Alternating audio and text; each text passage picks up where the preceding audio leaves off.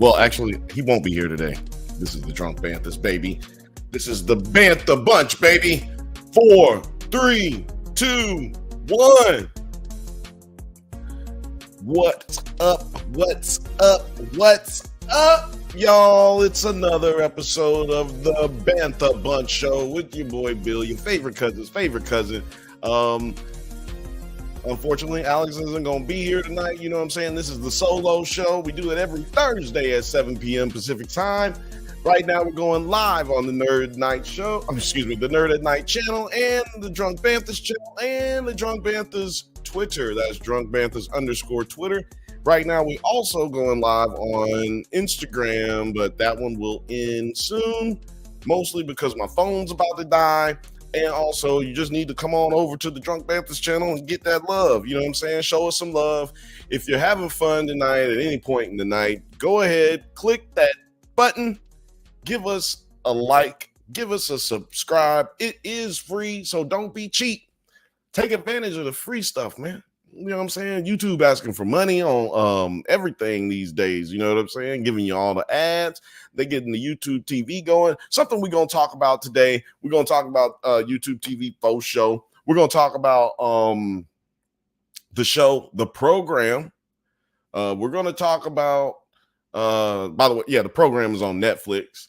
We're going to talk about, what's his name? Beau, Mayo, we're going to talk about the creator of X-Men 97. He was the writer and the director and producer. Well, not producer. I don't think he was a producer. But anyway, y'all know what I'm talking about. He got fired this week. Crazy controversy there. Man, like it's a lot of stuff that happened this week. Like I said, I am your favorite cousin's favorite cousin, and I'm here to entertain y'all today. So, without further ado, let's get it motherfucking started, okay? Actually, I'm about to cut off the live. It's going dead right now because I just realized I do need this phone to do a lot of stuff. So, but yeah, don't forget to say something in the chat. Talk to us. I know I see a few people in here right now. Go ahead and show us some love. Get it in. We can talk. I don't think I can see the chat in Twitter. Oh, yeah. No, you know what? We can see the chat in Twitter. So if you got something to say in Twitter, man, go ahead. Chat. So y'all don't be chatting in Twitter. Y'all just be watching without saying nothing, which is kind of creepy. But it's really only creepy because I'm mostly here talking by myself. Some of y'all are probably wondering, what kind of show is this? What are we watching? You're watching your boy Bill talk about nerd news, documentary series, anything relative to what's going on the Drunk Banthas and Nerds at Night. And also, we're going to talk shit like we always do about this time. You know, we're going to drink and we're going to have fun. Sometimes I put some Doja in the air, but I talk so much, it's hard to really smoke. You know what I'm saying? It's really hard. It's a problem for me, man. I know y'all probably don't care about this, but that's a problem for me, man. I be trying to smoke. And for the most part, I kind of need to smoke for, health reasons. And I'm not joking, I'm being serious, but that's neither here nor there. When I can't smoke, it becomes a issue. For y'all potheads out there, y'all know what I'm talking about, man. I don't want to talk too much I can't say too many crazy things on here because YouTube will take me down or demonetize the video. And so I can't really talk too crazy, but I like to put Doja in the air. You know what I'm saying? I put some Doja Cat in the air, but I can't sometimes because I talk so much on this channel. It's hard to roll up some Doja. It's hard to blow some Doja while you're having conversations. So excuse me today for the small gaps of dead air when I have to inhale and then exhale. And if I cough too much, somebody let me know. If I'm coughing too much, put it in the comments. Let your boy know, because I don't want to be out here just on the on the radio and on YouTube. By the way, we do. If you happen to miss this, if you happen to miss this on YouTube live, it will post on YouTube later. If you're on Twitter, it will be on YouTube later, or it'll stay on Twitter, so you can just watch it on Twitter later. If you happen to have to bail out and get back in, you know what I'm saying? What else? I'm trying to do some house cleaning. Oh, also, the merch store is in the description of the YouTube channel, the YouTube video that people are watching live on YouTube. The merch store, the Drunk Banthas, man. Go get you some Drunk Banthas merchandise. Right now, we got a sale. I think it goes all the way until April.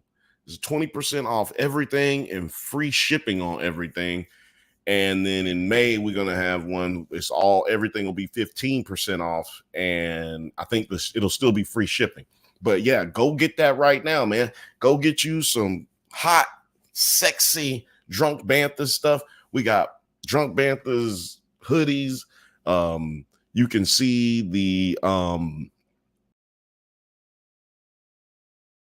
see that? You can get that logo on your stuff, all the logos, everything. I'm gonna pull up the merch store later towards the end of the video. But yeah, man, go out there and get you some good deals, because I ain't gonna say it's cheap, but it's affordable. And then with the discount, man, you talking about like you ain't spending nothing, because also you don't even have no shipping. So what's better than not paying for the damn shit hardly, right? Like shit, if it's so, let's just say it's $46 with, shipping and handling, man, you talking about getting something for like $24, $25, like almost half off, because shipping and handling is crazy, man. So yeah, go ahead, hit the link in the YouTube video, hit the link in the bio on Twitter, and it'll send you to the bio, and you can get the link so you can go get hooked up. Right now, we ain't got no promo codes or nothing like that, but that's coming soon, man. That's coming soon. And if you're watching right now and you own a company and you want to get some promotion, you know what I'm saying? Hit us up at the Drunk Banthas channel at gmail.com. Right now, I just feel like I'm doing a big ass commercial for about the last 8 minutes, but we got a lot going on, man. We gotta get, we gotta get it all off and let y'all know what's going on, man. Cause I don't really want to feel like I'm preaching or like selling myself, you know what I'm saying? Selling ourselves, selling something to y'all. I'm not.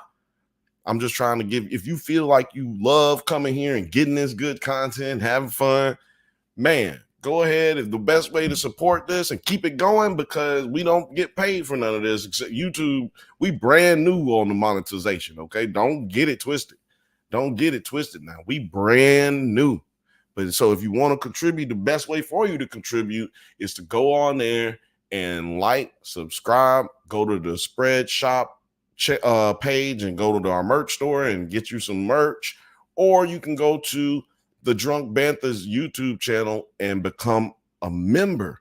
The membership gets you early access to videos, drunk analysis, drunk reviews for movies and television shows that we watch. And your friend, Master Grayson, he puts it together and gives y'all that good shit. Yeah, videos be popping over here, dog. Y'all go check out the Drunk Banthas show that where we review movies and find out whether they hold up. It's called Does It Hold Up? It's a great show. Y'all gonna have a lot of fun with that one, man. Right now we got the Ghostbusters 2 episode up with our friend Christina DiBiase. Again, let me say Christina DiBiase. Cool, not a good friend, not like a friend for a long time, but man, she is an instant friend. You know what I'm saying? I worked with her on the Sleep with Sam Howard show. That's the Sleep with Sam Howard show. I work on there as a music supervisor, producer, talent. You know what I'm saying? So go check that out. It's on YouTube. And we're about to drop a whole bunch of episodes. Season 1 is filmed and season 2 just ended, just wrapped. So it was fun being a part of that. Yeah, Christina DiBiase on the Does It Hold Up episode. Every Does It Hold Up episode comes out every other Monday. So go check that out. Go see when the most recent one came out, and then you'll be up. That's all on YouTube channel, man. Everything that's video-wise, you can find it on YouTube. Live, we go live every Monday, 8 p.m. Pacific time, and every Thursday is the Bantha Bunch, 7 p.m. Pacific time. Man, so glad that y'all are joining us, having a good time. We getting it up. Don't forget to share this, man. Share it with your friends, man. Anybody you like on the internet and you want to chat with, get it in. Talk to me. Talk to me. You know what I'm saying? Pull up on me. Ain't nobody commented yet, so let's just get it in, man. I can't stress enough how important it is for you to comment. If you comment, I can keep going. You know what I'm saying? This show can go for like 3 hours if you just comment, and let's keep the interaction going. Let's keep it up. First thing I want to say, going outside of the cleaning house thing, now I'm done with all the promotion stuff. Shout out to everybody who has helped make the YouTube channel grow, the Drunk Banthas channel grow, and the Nerds at Night channel. I don't have statistics for the Nerds at Night. I don't ever see that stuff, but Drunk Bantha's channel, you guys have helped us get to over 6,000 subscribers. And man, let me tell y'all,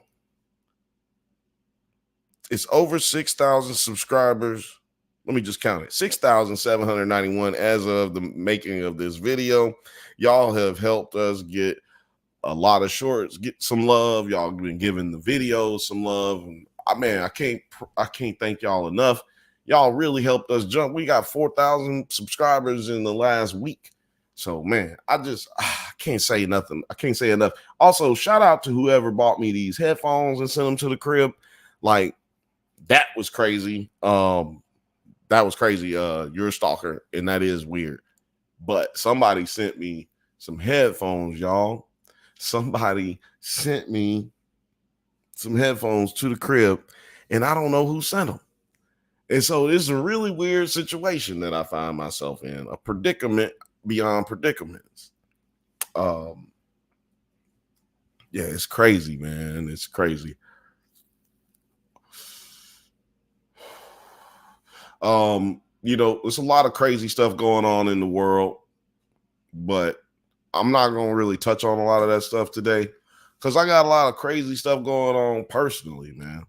Like a friend of mine, somebody that was really close to me in the past and I've consistently kept up with, recently. And since I've moved out here to LA, I've been keeping up with this person. This person passed away today, or yesterday. I found out today that a friend of mine passed away from an overdose, and what appears to be an overdose. And it was really hard for me to hear that, man. And then I found out today that a friend of mine, a good friend of mine, like somebody I've known for almost 20 years, his mother, who I've also known for almost 20 years, is going through something. And, she's got cancer. It's returned. And, it's just real sad that I got to, what I'm saying? Like, it's real sad because my dad passed away from cancer last year, close to around this time. And so I just really feel for my brother, you know what I'm saying? And I just want to say shout out to you, dog. I ain't saying no names, and I'm just saying shout out to you, my brother, because I really love y'all. I really appreciate y'all. Y'all, did a lot for me, and I wouldn't be sitting here right now if it wasn't for y'all. So I really appreciate y'all. Jedediah Leland says, sorry for your loss. Hey, I really appreciate you. Thank you so much for that. Because it really means a lot. You know what I'm saying? People need to hear positive things, man, when they're going through bad things. Even if you feel like, yo, you doing too much, I'm doing too much. I don't want to put interject my energy onto them right now. Like, I don't even know them like that. Fuck all that, dog. Say something. See something, say something, man. You see somebody struggling, man, definitely say something, man. You know what I'm saying? People like to pull out their phone and record people when something crazy is going on or something terrible is going on. Put that phone away. Look and notice when somebody going through something and, say hello. Say, hey, man, I don't know what you're going through, but, know that you are loved. You know what I'm saying? Like, keep it going, brother. You know what I'm saying? Whoever it is that you see, stranger, friend, coworker, if you see them going through something, you be observant enough to be knowing when people not going through. I mean, when people are like fucking up, we observant enough to know like, oh shit, somebody about to break off into this fight. Somebody about to do this. Anytime it's something negative or something like, spectacular, when something spectacular is about to happen, that's when niggas want to pull out their phone and they want to record niggas and say shit. Why don't you pay attention to what people going through? Like, it's people out here really going through something. You can notice that, yo, man, that dude looks sad. Bobby looks sad in the motherfucker today. Julie looked crazy in the motherfucker today. What's wrong with her? She not usually like that. Bev, you can like save a life by giving somebody a smile and a hug sometimes. Don't hug people who don't want to be hugged. Don't hug nobody that don't want to be hugged. You know what I'm saying? If you don't know them like that, don't be hugging people. But you know what? That used to not be the case, man. People used to give people love, man. You know what I'm saying? If you don't like to be hugged, I challenge you to do this. Y'all, there's a few of y'all watching right now from Twitter, Nerds at Night. We got 16 people watching from Twitter, Nerds at Night, and the Drunk Banthas. You know what I'm saying? So go out there, man, share this right now. And you know what I'm saying? If some of your friends is not watching, go ahead and share it. Man, you know what people should do? If you don't like being hugged, you don't like hugs, what you should do, I'm going to challenge you right now. Go out and hug somebody. Go out, talk to somebody, and give them a hug.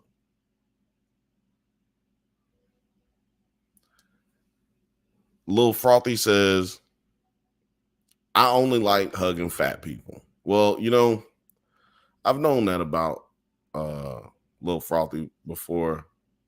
And she said that. And, that's weird. I've always thought that was weird.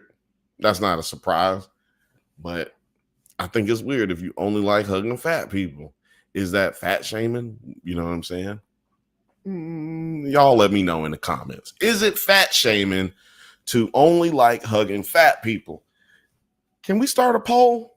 I'm going to see if I can start a poll for that one because that sounds amazing. But yeah, I challenge you, if you only like hugging fat people, for instance, I challenge you, please go out there and hug somebody, man. Go out there and hug somebody. Like, it don't have to be somebody you don't know. It ain't got to be no random person. Like, go hug somebody that, you like or personally. I can see some of y'all going out there and hugging somebody y'all don't even know. I could definitely see that. And then I'll be the one getting phone calls and blame and getting at it. Y'all gonna at me on Twitter talking about this nigga told me to hug him. I was just doing Bill said I was doing the Bantha hug challenge. So I was just following orders. Well, don't tell them that. Goddamn, don't tell them that. Let's see here. For y'all who are just tuning in, thank you so much and welcome to the Bantha Bunch Show with your boy Bill. I'm your favorite cousin's favorite cousin. And we already did a lot of cleaning house, so I'm not going to go through all of that stuff. But I do want to get to kind of what we're talking about here today. Hold on, I'm trying to fix something here. So yeah, man. Shout out to everybody who's watching, who switched over from Instagram. Alex is not here. Alex does not do this show. I don't know why he's vehement about not doing this show. Excuse me. So I don't think he's going to be joining us today. But today we are going to be talking about some crazy stuff. We're going to be talking about Beau. Hold on, let me get this nigga's name right, because excuse me, I feel like so disrespectful not knowing this nigga name. Oh, Beau DeMayo. Y'all probably like, nigga, it's Beau DeMayo. It's in the description. Well, I can't see that. Yeah, Beau DeMayo, man. He got fired this weekend. Wasn't it this weekend? Maybe it was this week. He got fired from the X-Men 1997, man. X-Men 97. I don't know if y'all hyped for that. I'm hyped than a motherfucker for some X-Men for real. And we're going to be covering it here on Mondays live at 8 p.m. Pacific time. But, man, Beau gets fired days before, a week before the show that he's written for and he's a director for. So I'm like, I'm tripping like, yo, he's the creator of this version that we have here. So I started looking up stuff on Beau, like Beau DeMayo. Why does that sound familiar? Well, Beau DeMayo worked on some pretty shitty TV shows on Disney. He worked on Moon Knight, and he worked on some other shit too. And then he worked on something that didn't do well. Can't remember. But anyway, he's worked on a lot of stuff for Marvel, and they really liked him, obviously. Not only did he write season 1 for X-Men 97, but he's also written the second season already. Like, the second season's in the bag and ready to go. And then he gets fired. Now, a lot of the speculation right now today, we gonna speculate recklessly up in here. Recklessly? Yes, that's right, nigga. Recklessly. We gonna speculate recklessly. Okay? And I'm recklessly speculating that Beau DeMayo got fired because he has an OnlyFans page. Now, I'm going to repeat that. Beau DeMayo got fired because Beau DeMayo has an OnlyFans page. I'm going to let that sink in for you right quick. I'm going to let that sink in for you. Now, this is interesting story. This is an interesting story to me because it's been a lot of people going, having an OnlyFans page and losing their job. And let me reiterate, I am recklessly speculating. Okay? I'm recklessly speculating. Respeculating. Okay? I don't know that these things actually happen for sure. But I know this shit happened. This nigga had an OnlyFans page. He really did. That's not speculation. He actually had an OnlyFans page. And I don't know this to be true either, but like, I really, really don't know this. It may have had some homosexual related material. I'm not knowing what it was. Like, it might, I don't know if it was homosexual related, because you could be like, damn, they don't want him to be gay. Like, he's gay and has a OnlyFans. Is that the problem, or is the problem that he just had like a heterosexual website up, and it didn't matter what sexual type of situation it was. He just had an OnlyFans page, and we just can't do it. Like, I don't know what the situation was necessarily, but this seems to be the reason that our brother was fired. Now, this nigga got fired. And well, actually, they actually haven't said that he's actually been fired. There is nothing that has come out from Disney and Marvel that says that he's fired, if I'm not mistaken. As of this moment of recording this or doing this live, I do not know if they've said it. I'm pretty positive they haven't at this moment. But speculating, we saying, yeah, he got fired because it's been out in the news. Did this dude did this? Is it something else though? Is it not? Is it not OnlyFans? And maybe he did some OnlyFans type stuff at work. You know what I'm talking about? You know what I'm talking about? Or is it that he was having relations? Was he having sweet relations with somebody that he works with, coworker wise? That's a good reason, or like, let me not say good reason. That for the company, for a corporation, you sleeping with your coworkers or somebody who's a subordinate, somebody who's under you, that's a no-no. And that's a good reason for them to have to fire you in their mind. I don't know which way, or I don't know. To me, it depends. To me, it depends on the situation, whether that type of stuff should take place or it should be an issue when that types of stuff take place. Because I know some people who married because they met each other at work. You know, they got married and then they married at work. They never left them jobs. You know what I'm saying? So is that like one of them situations that's a fireable offense?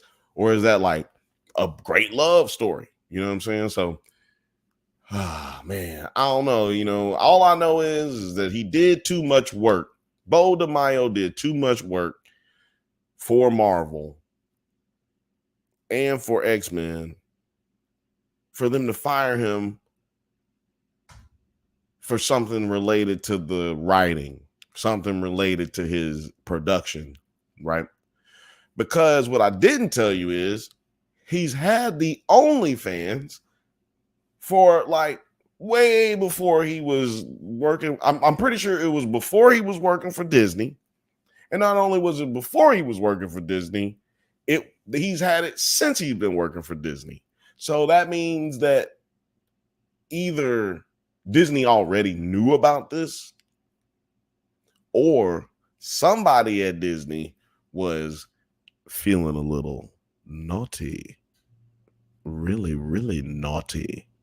And they saw that OnlyFans page and they was like, look at all that dog. Look at all that dog.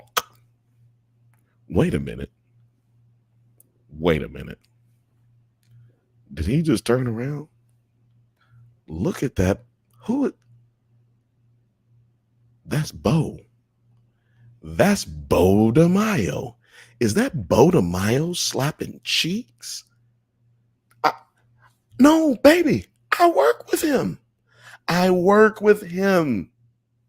Man, that's crazy, man. I couldn't imagine. Like, how did they come across his OnlyFans page?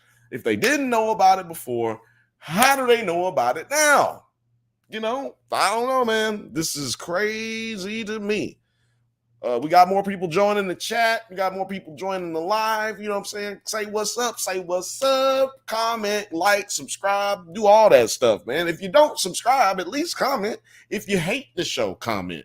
Yo, tell me right now. I'm not fucking with this. Fuck y'all niggas. You know what I'm saying? We won't ban you. Just, come on through. Film Age says, what up, Bill? What up, Film Age? We in this bitch. You know what I'm saying? You joined just in time. We talking about Beau DeMayo, man. Thank you for everybody who joined. We're talking about DeMayo, man. So, like, why did he get fired? like I said, it's got to be the OnlyFans thing, man. I don't see anything else that it could be. But let me know in the comments, what do you think? Do you think Beau DeMayo should get fired just because he got an OnlyFans page? Or do you feel like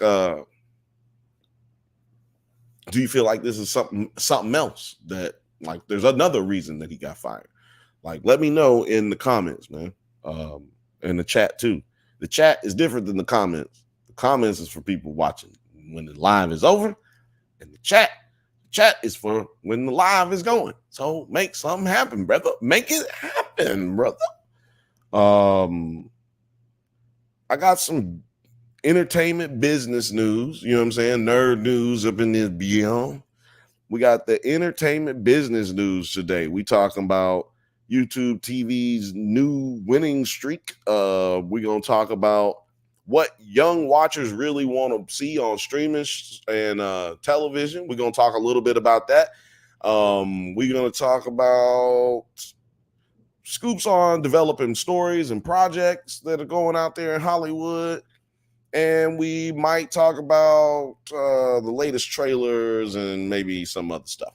But yeah, it just depends on what kind of time we have, because we are going to get to the program later in this video. The program, Cons, Cults, and Kidnapping. It's on Netflix. We'll talk about that later. But I do want to hit this YouTube story.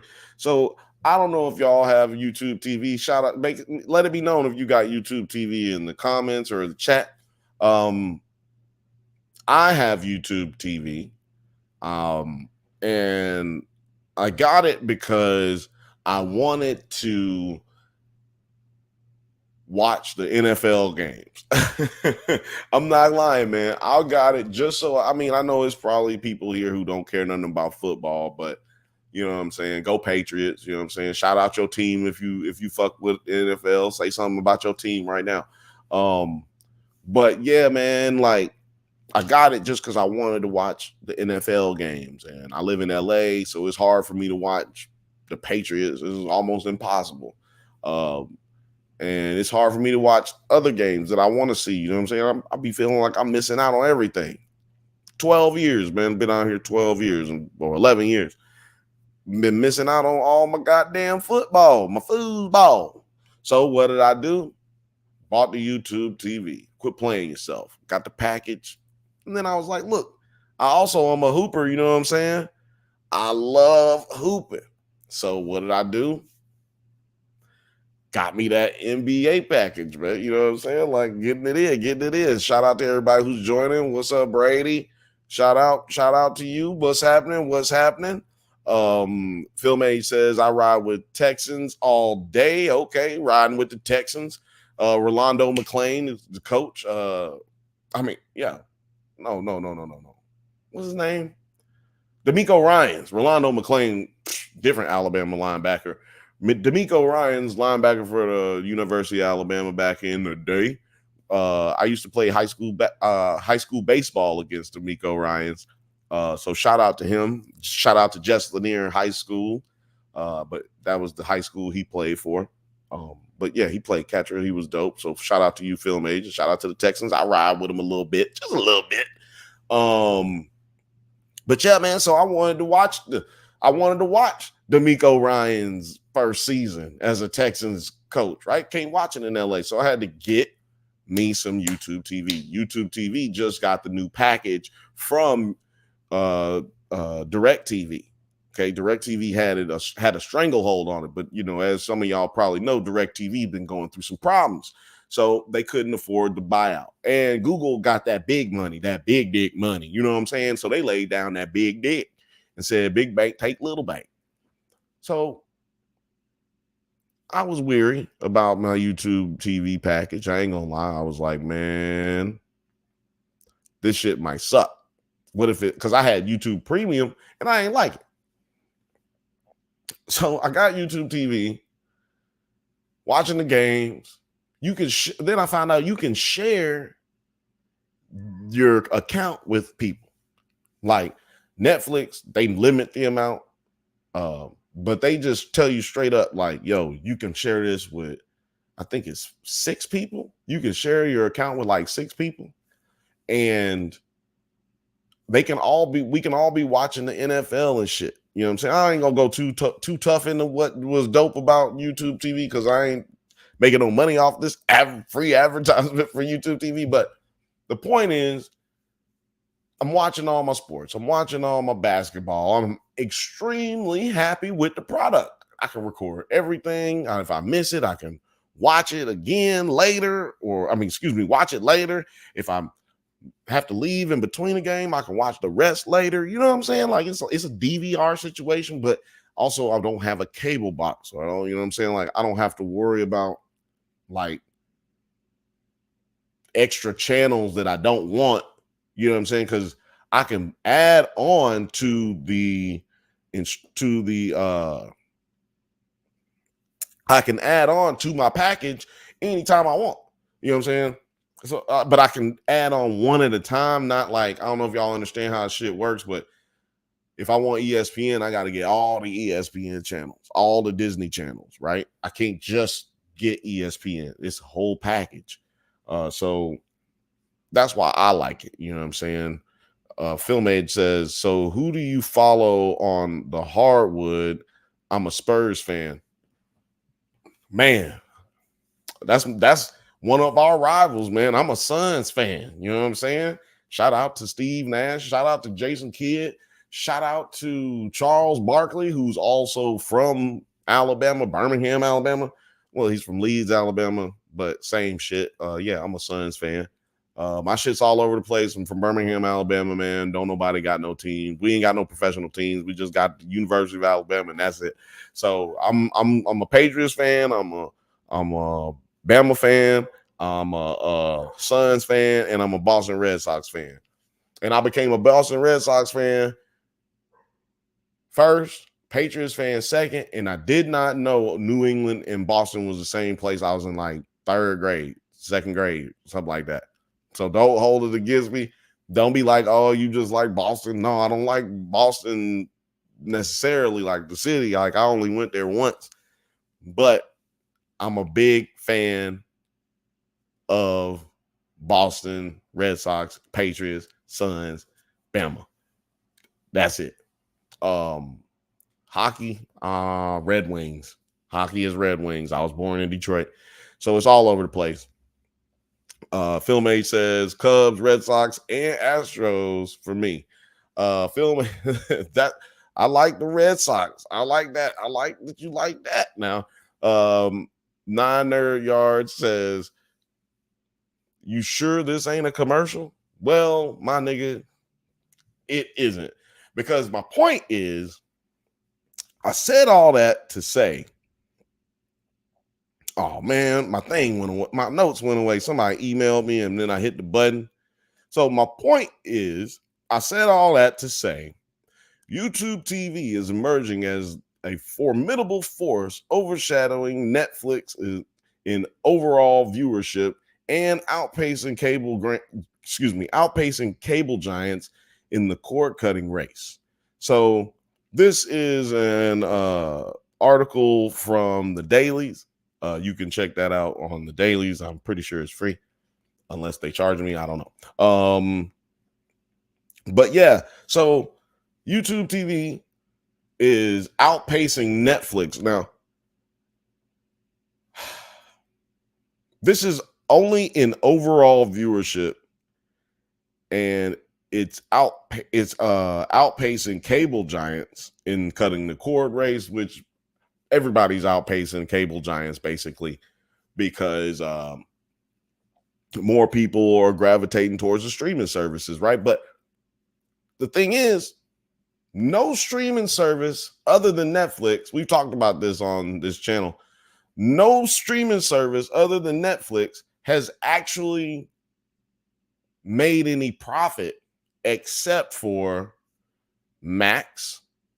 They're at number 3. Netflix, which was at number 1, and now it's YouTube TV, according to this article. Now, YouTube is winning because, as it says here, with 8 million subscribers, YouTube TV has nearly doubled the numbers of its closest virtual multi-channel video programming distributor, the rival Hulu plus live TV.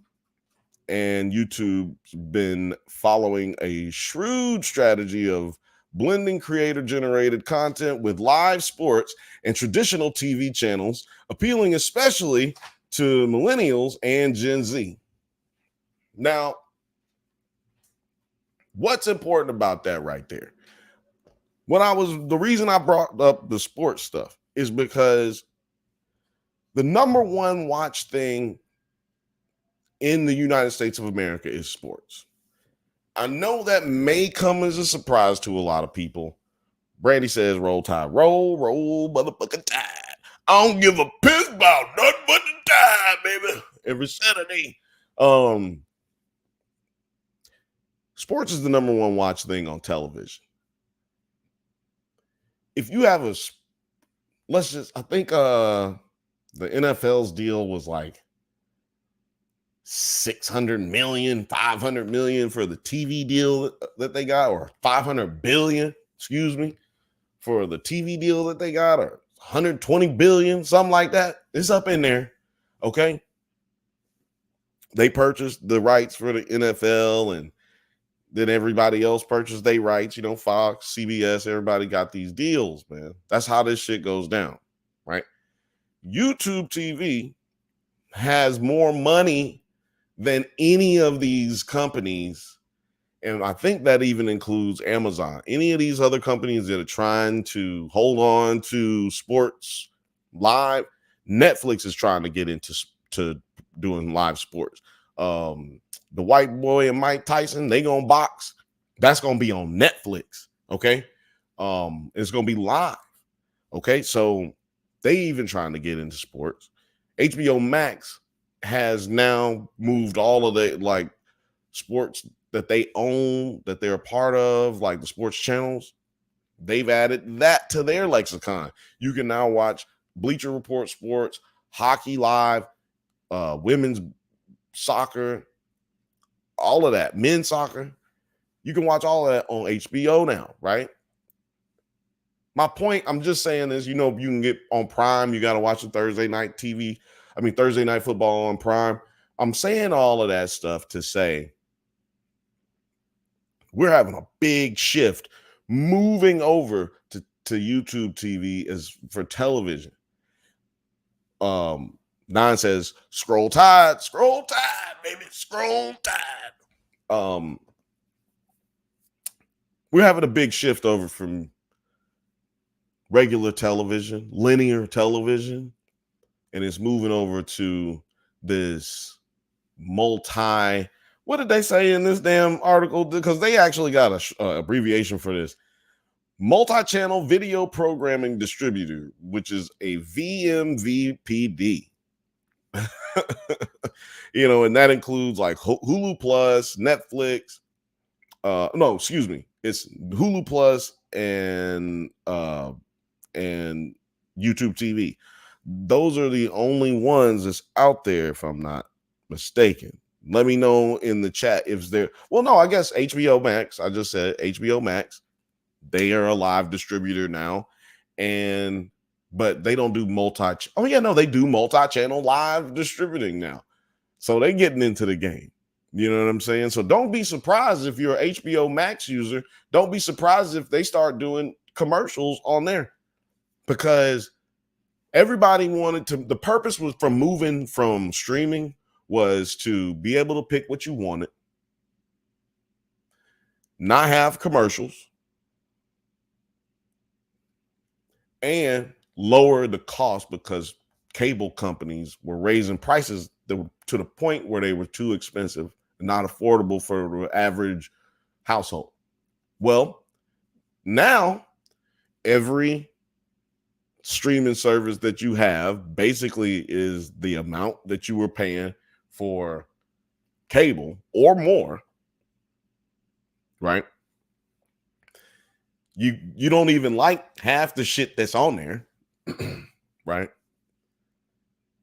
You feel like you gotta keep one just to keep watching something that been watching, but you don't want to lose or not be able to keep up with when it's coming on or whatever, and when they come back.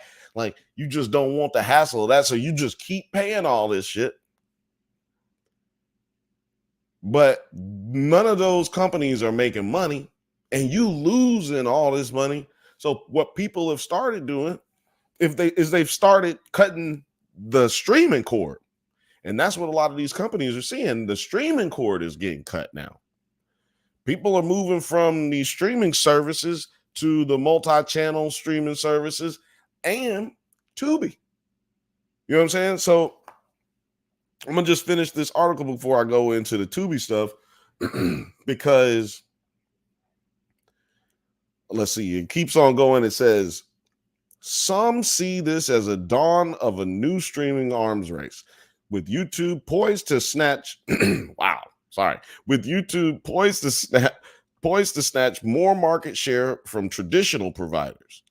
Despite the veil over the prices, performance metrics, the price performance metrics, YouTube's TV dominance suggests a shift in consumer preference towards flexible, contract-free viewing experiences across devices, ushering in a new era where streaming services like YouTube TV lead the pay TV realm. If you don't understand what that means, it's basically exactly what I just said. YouTube is in the arms race to be the number one stunner, okay? And they got the money backing to do it.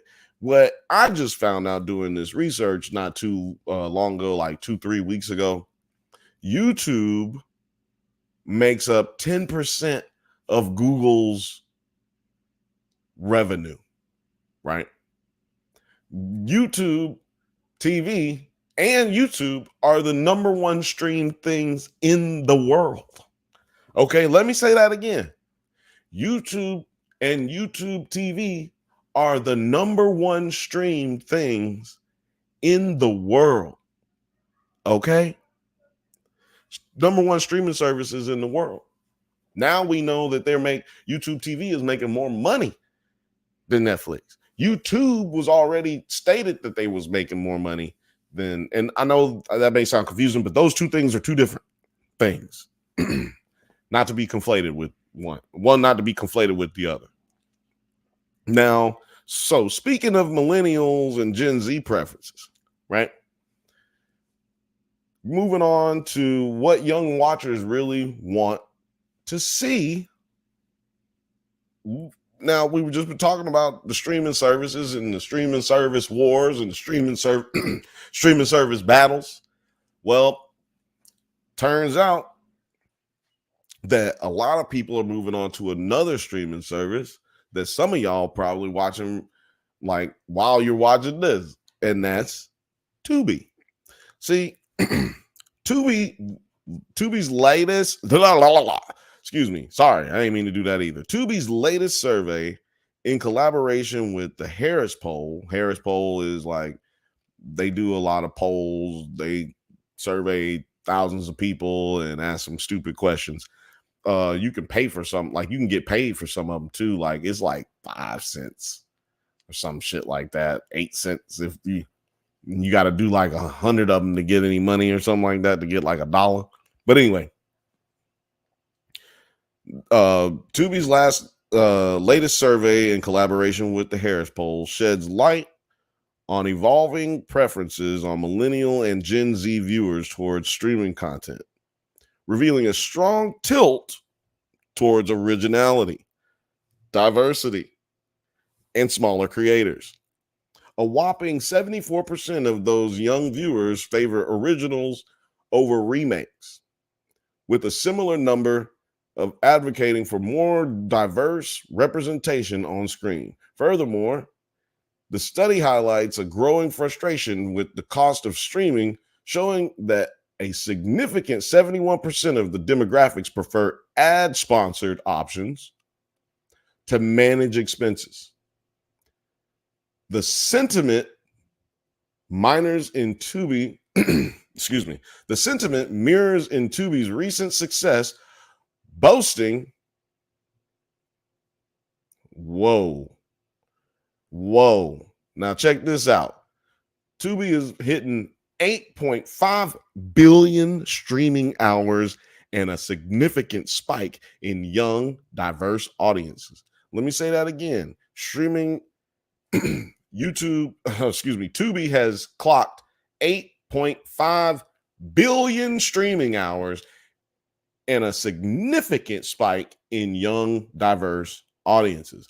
Amid rising streaming costs, viewers are clearly calling for more content variety and financial flexibility in their streaming habits. Now, I know it's been like the cool thing to do to talk shit about millennials and Gen Zers from the older generations, right?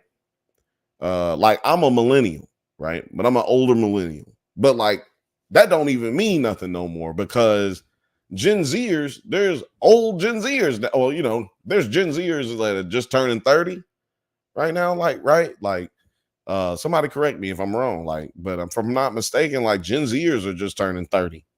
So it's a lot of people who want to see this kind of content, right? Like they want to watch movies and television shows and they don't want to, and they got nostalgia too. Like they remember Friends, they remember living single, like they want to watch the shit too. They want to see the Fresh Prince of Bel Air, but they also don't have the money to do it. Like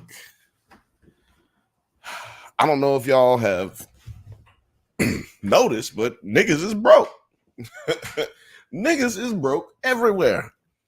It's harder to like let they say if you are under the age of 38 and below or 40 and below, you may never own a house. You may never actually know what it is to own your own crib, like buy a house. You're going to be renting for the rest of your life, statistically speaking, right? They say, you know, people are going to be working well after they supposed to be on Social Security, right? I'm smiling because it's sad. I got nothing else that I can do except smile. Like, like this is what the statistics are showing. This ain't nothing that I believe or you know I want to happen, but this is what the statistics is showing, y'all. It's showing that we got some work to do if we don't want to be fucked up in society. But until then, right? We got to save some money. I got to make sure I can pay this rent.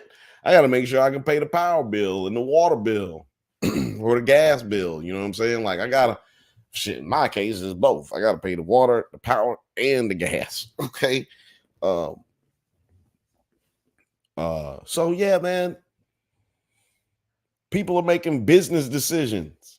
You know what I'm saying? Like I like what is his name? D-Ray said niggas is making D-Ray said niggas is making life decisions at the pump. You be at the gas pump talking about some damn man. I don't know, man. This shit is crazy. You get on the phone with your homie, like, hey man, I ain't gonna be able to make it. You be breaking up with niggas just because it's too much gas price. It's too much gas price up in that bitch. I sound crazy, motherfucker. It's too much gas price, massa. But yeah, so people are making choices, business decisions, and it seems like people following around, like falling in line with what I was just saying, what I was doing. I did it on accident, right? I just wanted to fucking watch the NFL. But the way they stuck me in there is I got to the NFL package, and also I'm paying for it. I don't need to just watch this shit on Sunday. Like shit, let me watch something else. I forgot that certain channels don't have streaming services, right? Like you can watch FX on Hulu, but like some of them shows come out like the day after they premiere on FX. But I got YouTube TV. I can record the shit just like it's regular TV. So I like got back in the habit of regular TV habits, but also I can just watch streaming services and do whatever I want. You know what I'm saying? Like it's still my choice. So yeah, I don't need to do a commercial for it, nine.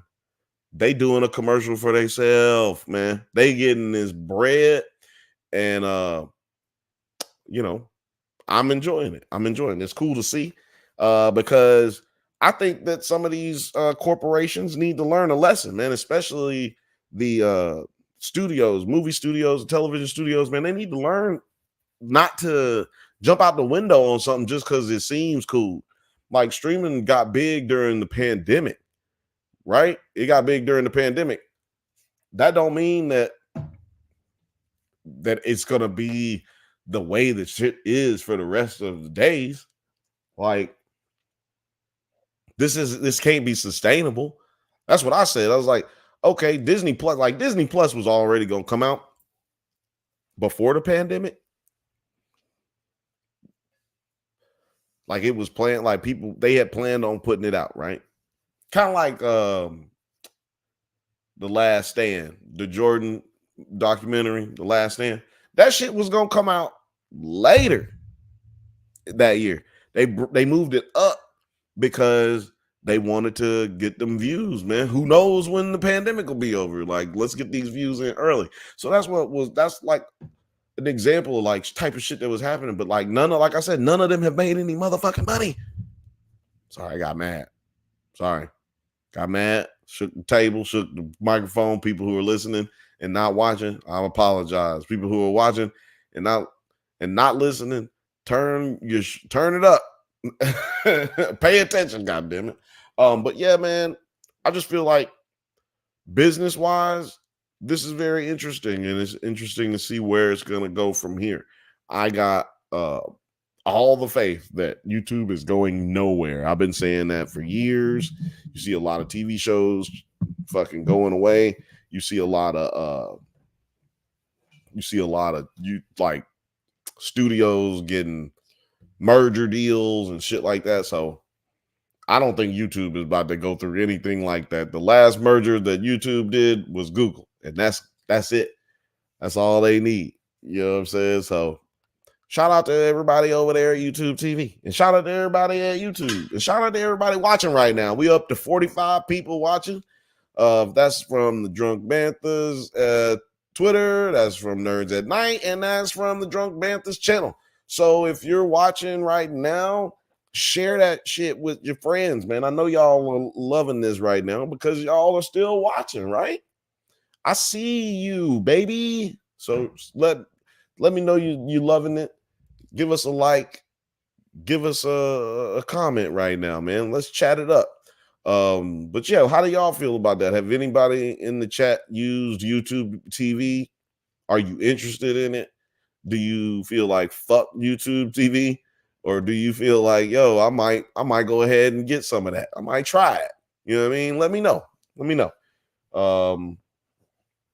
What else was we talking about? What else was I talking about? Some more nerd news, man. Let's see here.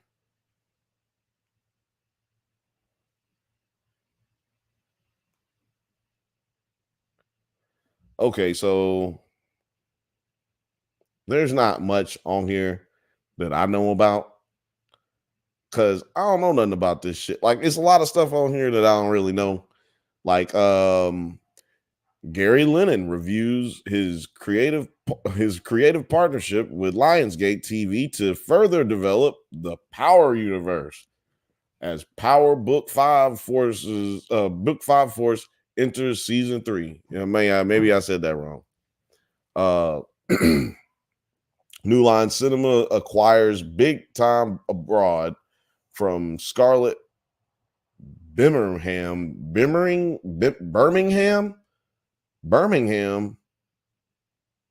is spelled with a E? No. I guess her name is spelled with a E. But anyway, New Line Cinema acquires Big Time Abroad from Scarlett Birmingham and Andrew Reimer. I don't know what that show is.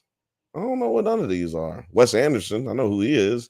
He's begun shooting his next film, the Phoenician Scheme. Whoa, that sounds crazy. Let's see here. Venom 3 gets a title in earlier fall theatrical release. I'm pulling that up right now. So, damn. So yeah, Venom 3 got a title and an early theatrical release. So it's going to be called Venom: The Last Dance. It's now opening October the 25th of this year, not November the 8th. The threequel will screen in IMAX and on PLFs. Yeah, that sounds interesting, man. Are y'all ready to go see that? I'm not. Venom 3 moves away from 20th Century Studios and the amateur and lands on the same theatrical release date as Universal's The Wolfman and Signum's Terrifier 3. Look, those sound terrible. So basically, what it's saying is Venom 3 moved from a 20th Century Studios movie, The Amateur, and moved over to a Universal bullshit movie, Universal Bloomhouse movie, The Wolfman. And another one, Sigdum's Terrifier 3. I don't know. If y'all know what that is, let me know in the comments, because that sounds like some stupid shit. Yeah, the previous two Venom movies have grossed $1.3 billion at the global box office. Is that good? Because it sounds like shit. That sounds like dog shit. No, Nine Nerd Yard says, I wish YouTube TV also came with YouTube Premium. Yeah, you know what? They should have a bundle. You know what I'm saying? Like, they should bundle the shit like cable do. Like, yo, I want to have YouTube Premium, but I also want YouTube TV. Maybe if you get YouTube TV and then you get the bundle, it's like, instead of it being $14.99, it's $10.99, right? Like, maybe we should do something like that. I think. Would you want to do that? That sounds cool to me. Nine Nerd Yards also says they about to ban TikTok. I'm glad that you said something about that, man. Glad that you said something about that. I I hate TikTok. But the question isn't about what I like or don't like. The question is, should the federal government be able to ban an app? Right? Should the federal government be able to ban a company? Now, so the reason I know this is not what the politicians have been saying. And this is not the reason that they're presenting, but I'm going to give you the real reason TikTok is being attacked in this way and the reason it's got to go. Okay? They're trying to scare y'all into making it to where people like will be like, they're trying to scare people into believing it's a good idea by bringing up the Israeli war with Gaza, with Palestine, or Hamas. And they have some other stuff that they're saying is anti-Semitic. So they want to ban TikTok. Well, that's not really the reason. The real reason is TikTok is owned by China. Some people may say, no, they own by a company that's in Taiwan. No. Not in Taiwan. Where is it? Singapore. No. They not from Singapore. The guy who owns TikTok is directly bought out by Xi Jinping. He works by the behest of the Chinese government.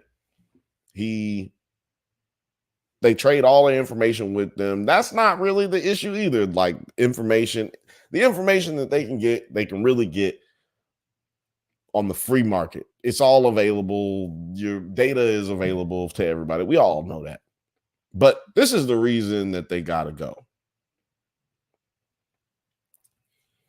The reason that they got to go is because we can't regulate anything that TikTok does. So let's just say, like, with, I'm trying to create a scenario. So, like, Facebook, right? They can be like held liable for certain things because we have laws in the United States for publicly traded companies that they have to adhere to. You have financial laws that they have to adhere to, like SEC regulations and stuff like that, business laws that they have to adhere to. Let's just say you get paid by TikTok. There's no retribution you can take if they fuck you over on your money, because they literally don't have to adhere to any types of laws here, because they're not an American company, and they're not publicly traded. So they could publicly trade, but based on the law that they're trying to present, which is only like 4 pages. By the way, most bills that go through Congress are like 400 pages because they like to include all this secret shit in it. Earmarks is what they call it. They try to fuck you over with those types of things. This is only 4 pages. It's very clear to understand. Like, you should go to Breaking Points, and they got a link for this this bill that they're getting ready to pass. You should not freak out as much as you think you should. Like, as much as you think you want to, like, you really shouldn't freak out that bad, because first of all, Lil Frothy says U.S. military been forbidden to use the app since its inception. And Philmage says, yeah, TikTok has to go, man. It's got to go. TikTok has to go because we can't control their situation financially, legally. We don't make money off of that stuff. Like, TikTok don't contribute nothing to the United States of America. And the way that the bill is drawn up is, if they were to publicly trade themselves like other companies do, people, I think somebody was saying something about one of these, maybe it's Rumble. Rumble, people were saying Rumble is owned by a Russian guy who fled Russia years ago, and what if they decide that his stuff is dangerous to national security or whatever the fuck? That guy, their company is a publicly traded company. They are not affected by this. If Zimbabwe, let's just say Zimbabwe, had a fucking video an app that they had here, and they were selling it, and they went public with it, then we couldn't fuck with their company. I mean, like, they wouldn't fall under this bill. Like, it wouldn't fall under this law, if you understand what I'm saying. But let's just say the Zimbabwe had shout out to all the Zimbabweans, you know what I'm saying? Shout out to all the Zimbabweans. But I'm saying they had a publicly traded company, and they decided that there was a problem, they wouldn't be affected by this because they're a publicly traded company and they wouldn't have no problems. But let's say that they weren't a publicly traded company, and they were found that, like TikTok, this shit is not cool. We don't want these niggas out here. It would take a vote from Congress still. It'd have to be a majority vote, obviously, and it would still have to be it'd still have to pass the Senate. So think about it, guys. When's the last time you saw something that happened like that? When's the last time you saw niggas get together on both sides of the aisle and say, we want to make this shit happen? You know what I'm saying? What it comes down to is, this is a matter of, I don't want to say this is a matter of national security, but think about it like this. How many tech companies exist in China? How many American tech companies exist in China? And I'm not talking about Tesla. Tesla is technically a tech company, but that's only because it's an electric car. It's a car company. Tell me how many tech companies exist in the United States and also have business that they do in China? I'll wait. And even if you want to include Elon Musk and Tesla, Elon Musk is having issues with China right now. So even though he is a company over there, they not fucking with him. They trying to run his ass up out of town just like they did Google. Google used to be over there, y'all. Guess what they said? You gotta block shit.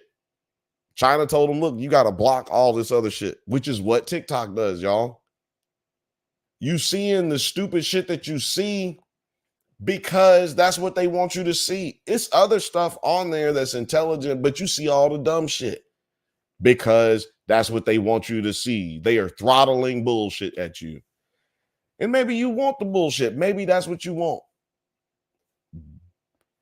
It doesn't matter. We can't let a company we can't let a company have free reign and work outside of the law. That is the whole point. You can't have a company that is able to abstain itself from the law. It doesn't matter if the company is manipulating you. It don't matter if the company is feeding you garbage. It is feeding you garbage, but that doesn't matter. What matters is, are they able to be held responsible financially and legally when it comes to doing things business-wise in the United States of America? 9 Nerd Yard says they don't care if Facebook takes our data and manipulates us. Like I said before, you can buy it's not about the data. And this is what I'm saying. Like, the politicians right now are doing a terrible job of explaining this to everybody because they're terrible. But the fact of the matter is, this is extremely important. It has nothing to do with data, because all the data that you have, and they can buy it on the free market, just like Facebook does, just like Twitter does. Like, all this stuff is accessible to everybody. The problem is just that they are not held responsible for other things. You can't be held liable for financial things. So they could be running a Ponzi scheme, for instance. You wouldn't know. Guess what? That's illegal. They could be funneling money from different illegal places. Guess what? Facebook can't do that. That's the difference that's the actual reason that this is getting banned. I know that they're telling you all this other shit, y'all, but that's not the reason it's actually getting banned. Trust me very much so. Go read the bill. Go actually read the bill. You'll be shocked. It's only 4 pages. I'm pretty sure it's 4 pages. It might be 3 pages, but regardless, it's all double space in big letters. So, because that's how they actually have to formulate it when they write it. Like, that's how the format is for the bills. So it's like 5 pages, 4 pages, maybe 3. Dude, you can read it right now, and you'll find out that it's not what you've been presented. You know what I'm saying? Like, this shit goes way deeper, and it's not even like that deep. It's just that they giving you bullshit surface level stuff to gin up a fucking fear. There's nothing to be afraid of. This is a preventative measure to make sure that illegal funds aren't being funneled through the United States of American citizens. Let me explain why that is. They pay United States of American citizens. TikTokers can get paid on TikTok. Well, where is the money that TikTok is paying people coming from? I'm not saying that they're doing anything nefarious. I'm merely saying they can't be held responsible if they are. And that gives them an advantage. It's kind of like somebody doing steroids and nobody else is doing steroids. If I'm not doing steroids and this nigga is, and he keep beating me, well, I'm going to be bad about that. We need to do something about that. That's actually illegal. So that's the reason that this is happening, man. Don't let them freak you out about it, because that's what's happening. They gin up these things, these issues, these hot button issues to make us argue. You know what I'm saying? They gin up these issues to make us argue. It's political. It's I was about to say it's political season. It's voting season, y'all. It's election year. So you will always see shit that's going to try to divide us. Like, dig this. Let's just talk about the drug game, right? The streets. Drug dealers know it get dry than a motherfucker. It's dry outside when it's election year. Like, all of the dirt that's usually done, it slows down. Why? Because people getting voted in. It's a lot of corruption. But what I'm trying to tell you is right now, this is not that. This is not like the drought. The drought is affected by corruption and people not wanting to make moves because it's too much heat. You gotta wait till the sun go down. You know what I'm saying? To do this dirt. So that's usually that's how people view the world and how corrupt it is, view our government, view our politics. But this is not that, y'all.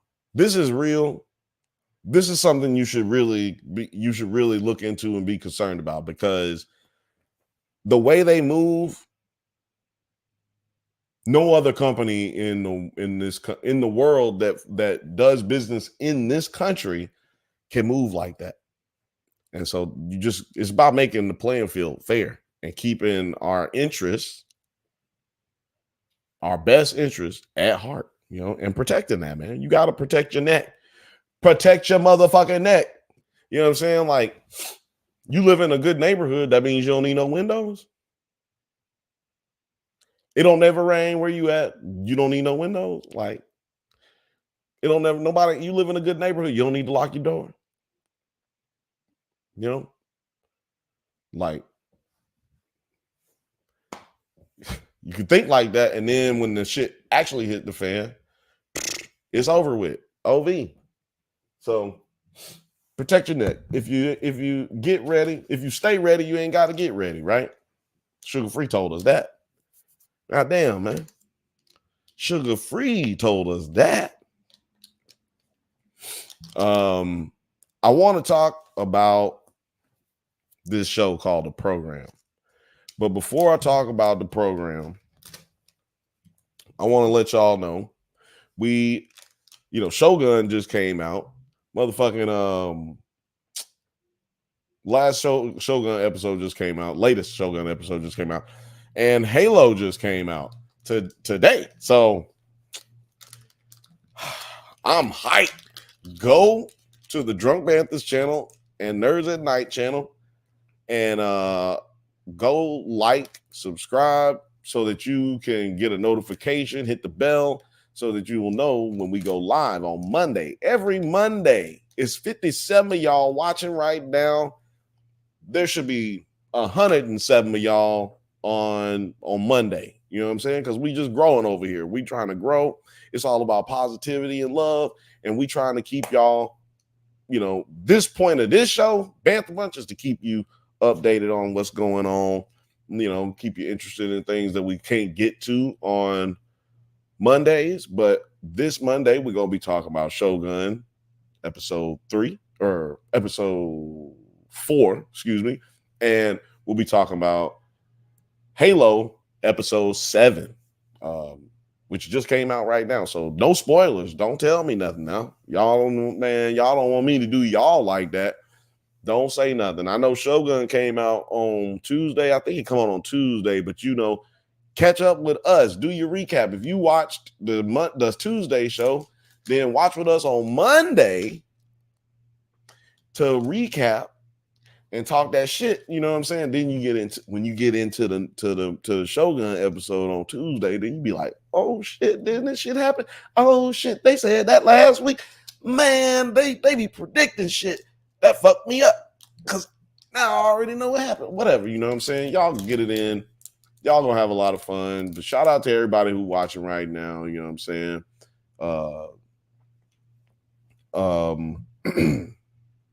I had something else I want to talk about, but I forgot. You know what? I did kind of want to touch on one thing a little bit, like, because look, man, I try to do this job well, man. I just want to say thanks for everybody who's been watching, and thanks to the people who subscribed, all the new people who are out there, man. I appreciate everything y'all been doing. But I I really work hard trying to make sure I'm getting better at this. You know what I'm saying? Like, one of the things I could do is stop trying to roll blunts while I'm doing this. Maybe one of the other things I could do is stop smoking while I'm doing this. Maybe I stop getting drunk while I'm doing this. But none of that's gonna happen. But I work really hard to get ready for this, and I study the people who do the same thing that we do, or that I do. You know what I'm saying? Like, talk, not necessarily like movie breakdowns and stuff like that. I don't really study that, but I've been studying people who talk. Film A says Invincible dropped to laugh out loud. Yeah, Invincible dropped yesterday, or midnight tonight. I watched that shit this morning. Bomb diggity. We'll be covering that as well. Episode 5 on Monday, every Monday, 8 o'clock Pacific time, 8 o'clock p.m. Pacific time. So yeah, check us out on Monday, and we'll be talking Invincible, Shogun, and Halo. But yeah, man, like I was saying, I got deep off into the weeds watching like some of my favorite radio people, radio personalities, and podcast personalities. Because for y'all who don't know, man, or don't realize, man, podcast is just radio if you're doing it the right way. And yeah, man, what I notice is it's hard. And I've heard a lot of them like being interviewed, and they say the same thing. Like, it's hard to do this job. Now, hard in the sense like it's hard to say your ABCs backwards. You know what I'm saying? Like, hard in the sense like it's hard to play Battlefield 2 on the expert. Like, it's hard in the sense that not like cutting trees down. Like, I used to cut down trees and landscaping and all that stuff.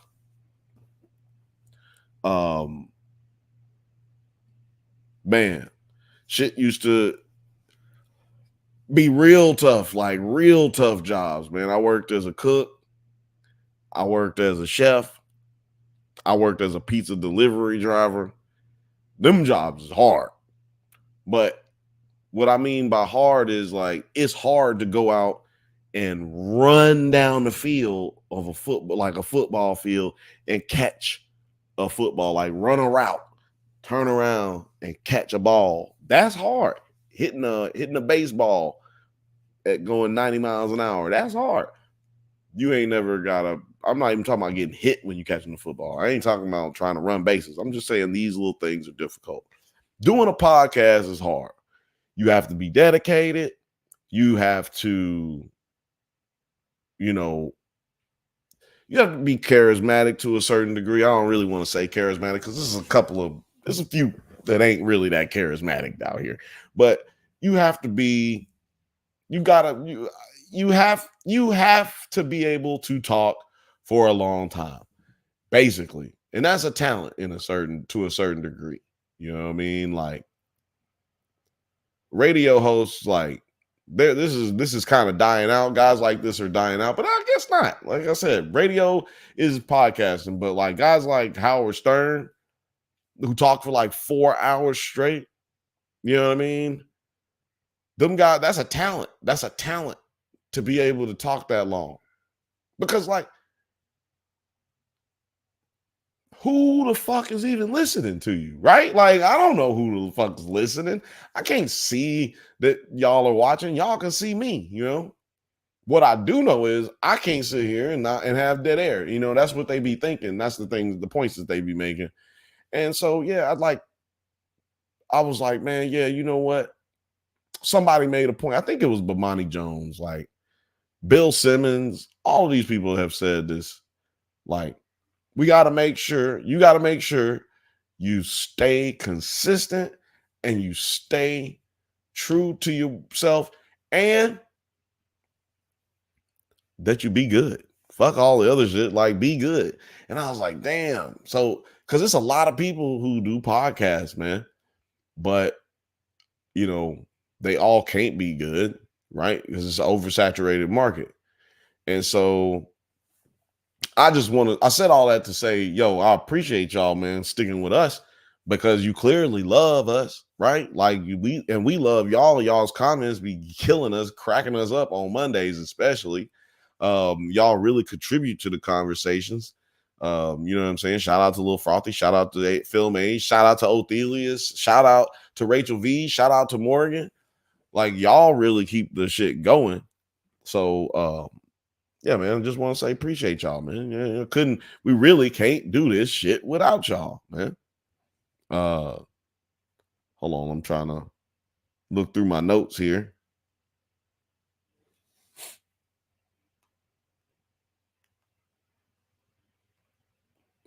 But yeah, man. Well, where are we?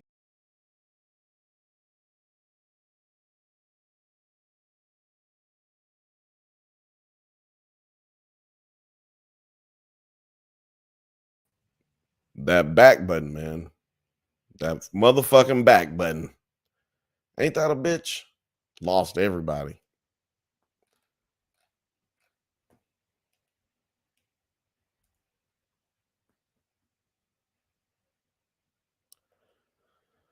So sorry, guys. So fucking sorry. Don't know what the fuck happened.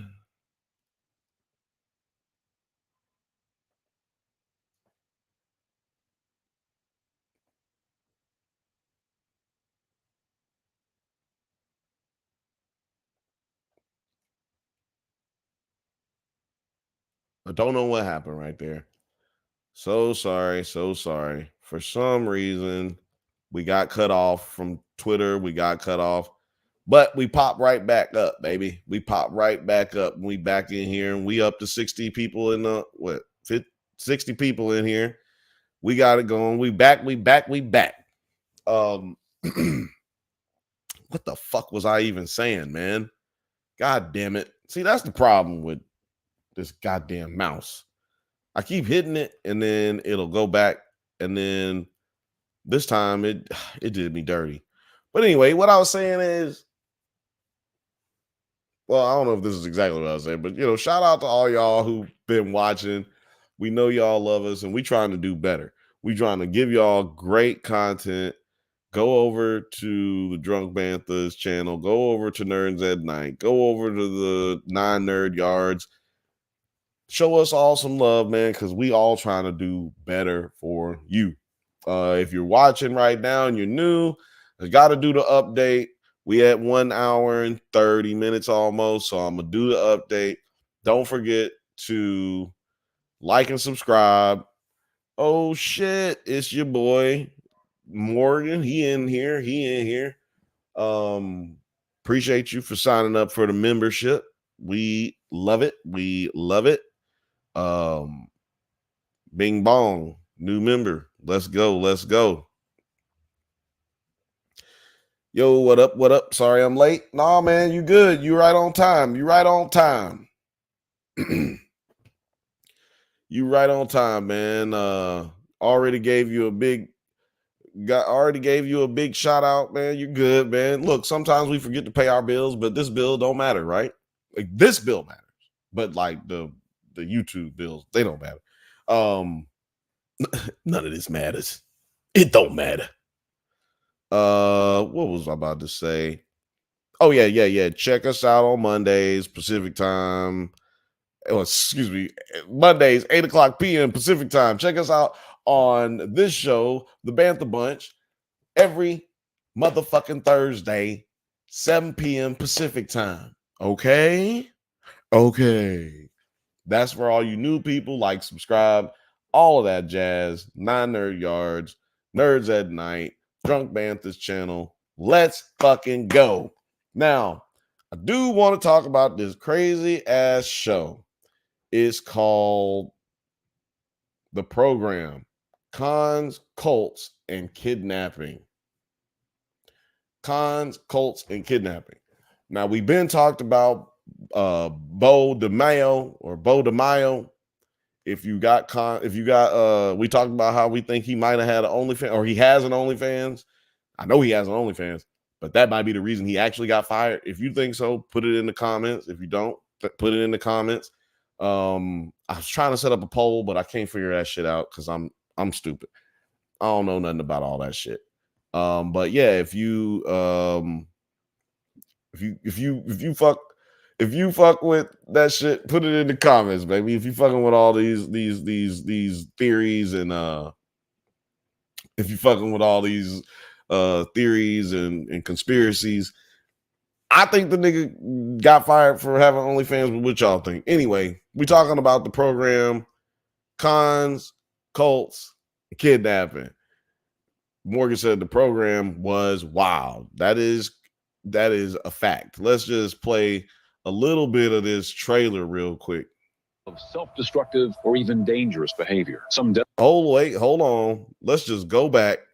What do you do if your child gets caught in a cycle of self-destructive or even dangerous behavior? Some desperate parents are having their children abducted, y'all saw that? Against their will to children. Let's just see this right here now. Look at that right there. What'd that say? That say Dr. Phil, man. Dr. Phil. One of the things that's not pointed out in the documentary is that Dr. Phil participated in a lot of these things. Daytime television participated in a lot of this stuff. So I'm going to just keep going because I'm talking in the middle of the trailer. I stopped it, but let's go. Abducted, taken against their will to a behavior modification program. The reality is torture of children. I got here at 3 a.m. and they said I was not allowed to talk anymore, and you can never leave. Damn. Okay.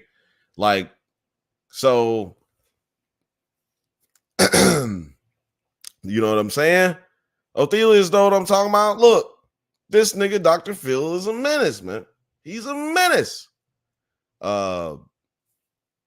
Man, this documentary was crazy. So, break it down. The documentary is about this program called Iris. What is it called, Morgan? Irish Ridge. Hold on. Let me just read this breakdown. So the program follows Catherine Kubler, who directed the series. Excuse me. Let me start over. The program follows Catherine Kubler, who directed the series, and her former classmates at the academy at Ivy Ridge. So yeah, that's what it was called, Ivy Ridge, a boarding school for troubled teenagers where they say they were mentally, physically, and sexually abused while the facility was open from 2001 to 2009. Now, Forbes. This is a Forbes article that's talking about this that I'm reading from. They're going to be all like politically correct. I'm going to tell you right now, all of that shit happened. They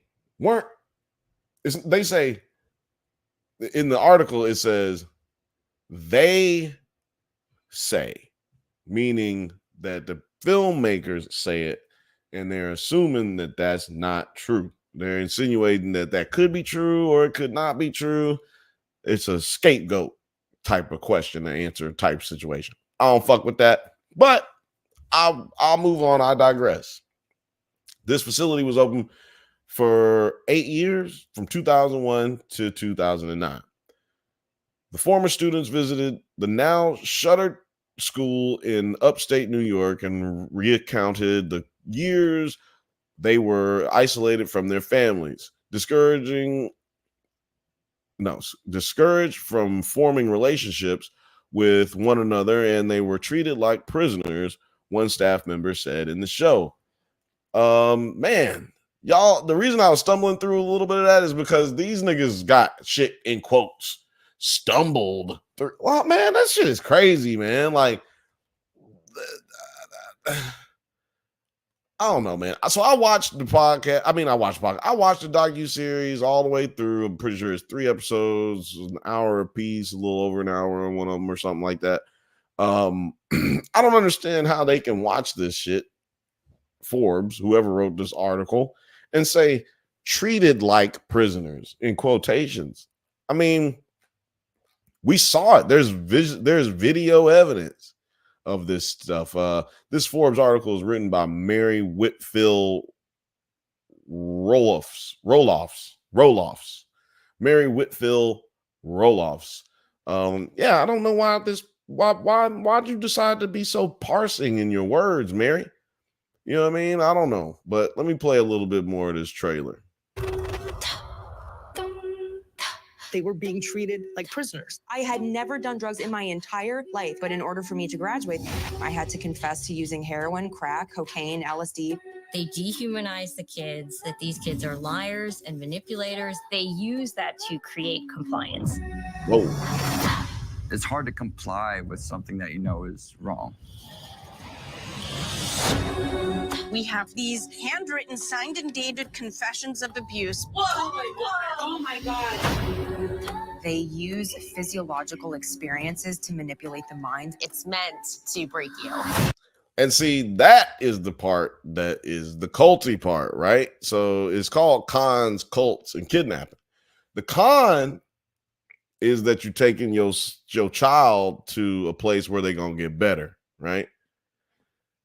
The cult is the part where they do the mind control and they get you to try to manipulate your peers, right? So you get in the program and you gotta, to pass through the program, you gotta fucking manipulate your peers as well as being manipulated by the people, right? So I'm gonna talk about some shit real quick before we get too far in here, okay? So this girl, Catherine, she's making this documentary, like we said. She's hold on, I'm trying to bring up this damn Beau. That's a terrible picture of her, but I can't really find another picture. It's taking me too long. So we're gonna go with this one. Sorry, Catherine. So Catherine, this is a filmmaker before she even went to the school, right? She meets up with all these people who used to be locked up with her at the same place. And the documentary started, and that her intention of the documentary was to just, get over her trauma, reunite with some of the people who were there, get their testimony, and like I said, just get over their trauma. Well, it got bigger. It turned into something bigger. But let's just start with Ivory Ridge. What did I just say? Ivy Ridge. So we're gonna start up with the Academy of Ivy Ridge. Ivy, man, say that shit 10 times fast. Ivy Ridge.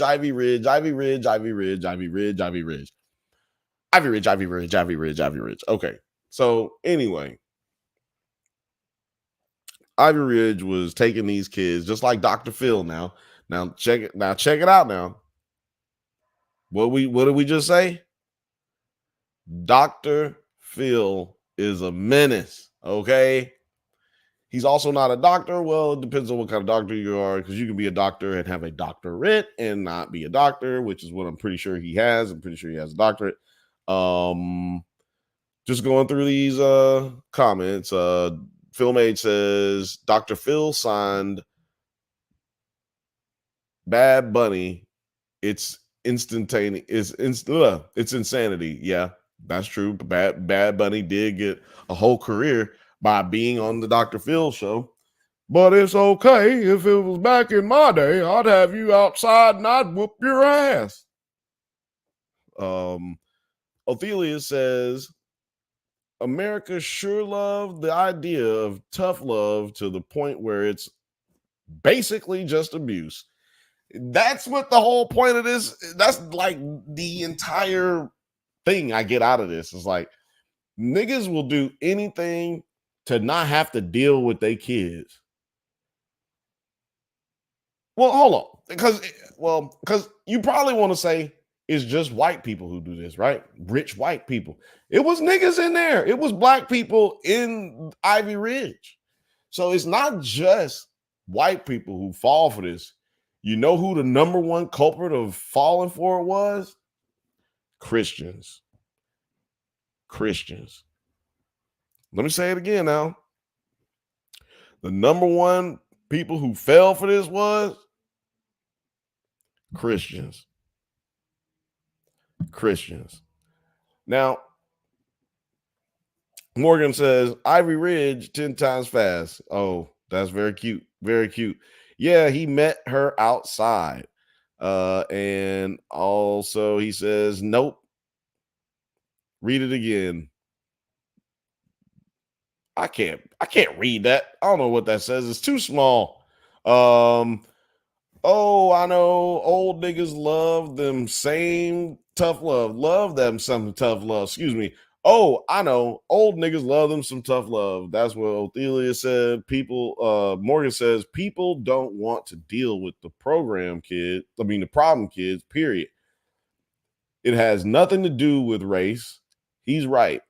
Christians. Sorry, I'm having trouble reading because it's very tiny. These people's parents, these kids, they parents got this information from people that they would be going to church with. You know, hey, man, I'm having trouble with Billy. Billy been acting up. Well, you know what I did when Bryce started acting up? What'd you do when Bryce started acting up? Bryce was acting up? Yes, he's in college now. But the way we helped him is we sent him to Ivy Ridge when he was about 16 years old, 15 years old. They had kids in there that were like 12 years old. And the files, man, the amount of paperwork that these people kept, like you saw in here, the amount of paperwork that they had to go back and like prove the physical abuse. Like, you got guys, look at this. Look at this. This is crazy, man. You got people, children, hog-tied and laying down on their back and on their stomach, and these niggas would put their legs in these niggas' back and shit. Like they George Floyding these dudes, man, suffocating these dudes. And they even had a situation where one of these guys got killed. Look at all this paperwork that just is left over from the facility. So they go to this facility that they all used to stay in, and all of this shit's still there. It's almost like people just said, all right, y'all gotta go and y'all gotta leave, and they shut the bitch down, and everybody just left everything. There weren't nobody was like actually keeping any of this for evidence. You know what I'm saying? They just shut down nobody got any real consequences out of this. Spoiler alert. Like, this was really, really, really fucked up. Like Morgan says here, our youth group worked very closely with one of these camps that's still active now. Yeah, that's how that happened to Morgan. I think Morgan, if I'm not mistaken, you had dealt with something similar to this, if I'm not mistaken. But yeah, like this shit happens every day, and it's happening right now. I just want to play a little bit more of this. I just want to play a little bit more of this trailer because it can say some of the things better than I can. Here at 3 in the morning, and they said I was not allowed to talk anymore, and you can never leave. Had to confess to using heroin, crack, cocaine, LSD. They dehumanize the kids, that these kids are liars and manipulators. They use that to create compliance.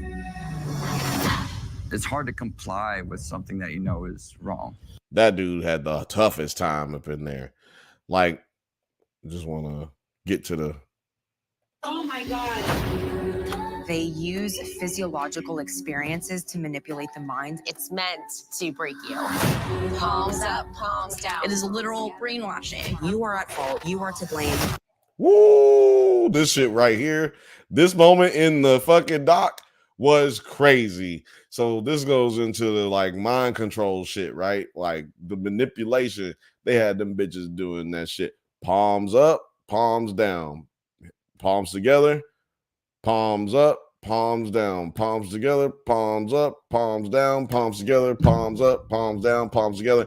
And they said they had to say that shit for like 8 hours straight. Okay? Like, look, that shit ain't really that tough. I did it for like a minute while they was talking about it. 8 hours, my nigga, and you can't look off into nothing. You have to fucking sit there, and this is just in the seminars that they have. You know, like they said, like a old girl said, Catherine. She said, "You can't talk, you can't go home, you can't go outside." Only time they went outside was to go to another part of the facility, and they would bus them. They couldn't even walk across to the other facility. They'd have to get in a bus to just drive across the other side of the facility, like right here, and then boop, come right back. That's it. You couldn't look at someone directly in the eyes. Like you couldn't acknowledge the other people in your academy, in your school. You know what I'm saying? These kids ain't even learning nothing, dog. Like they not even learning. They just getting their ass whooped all the time.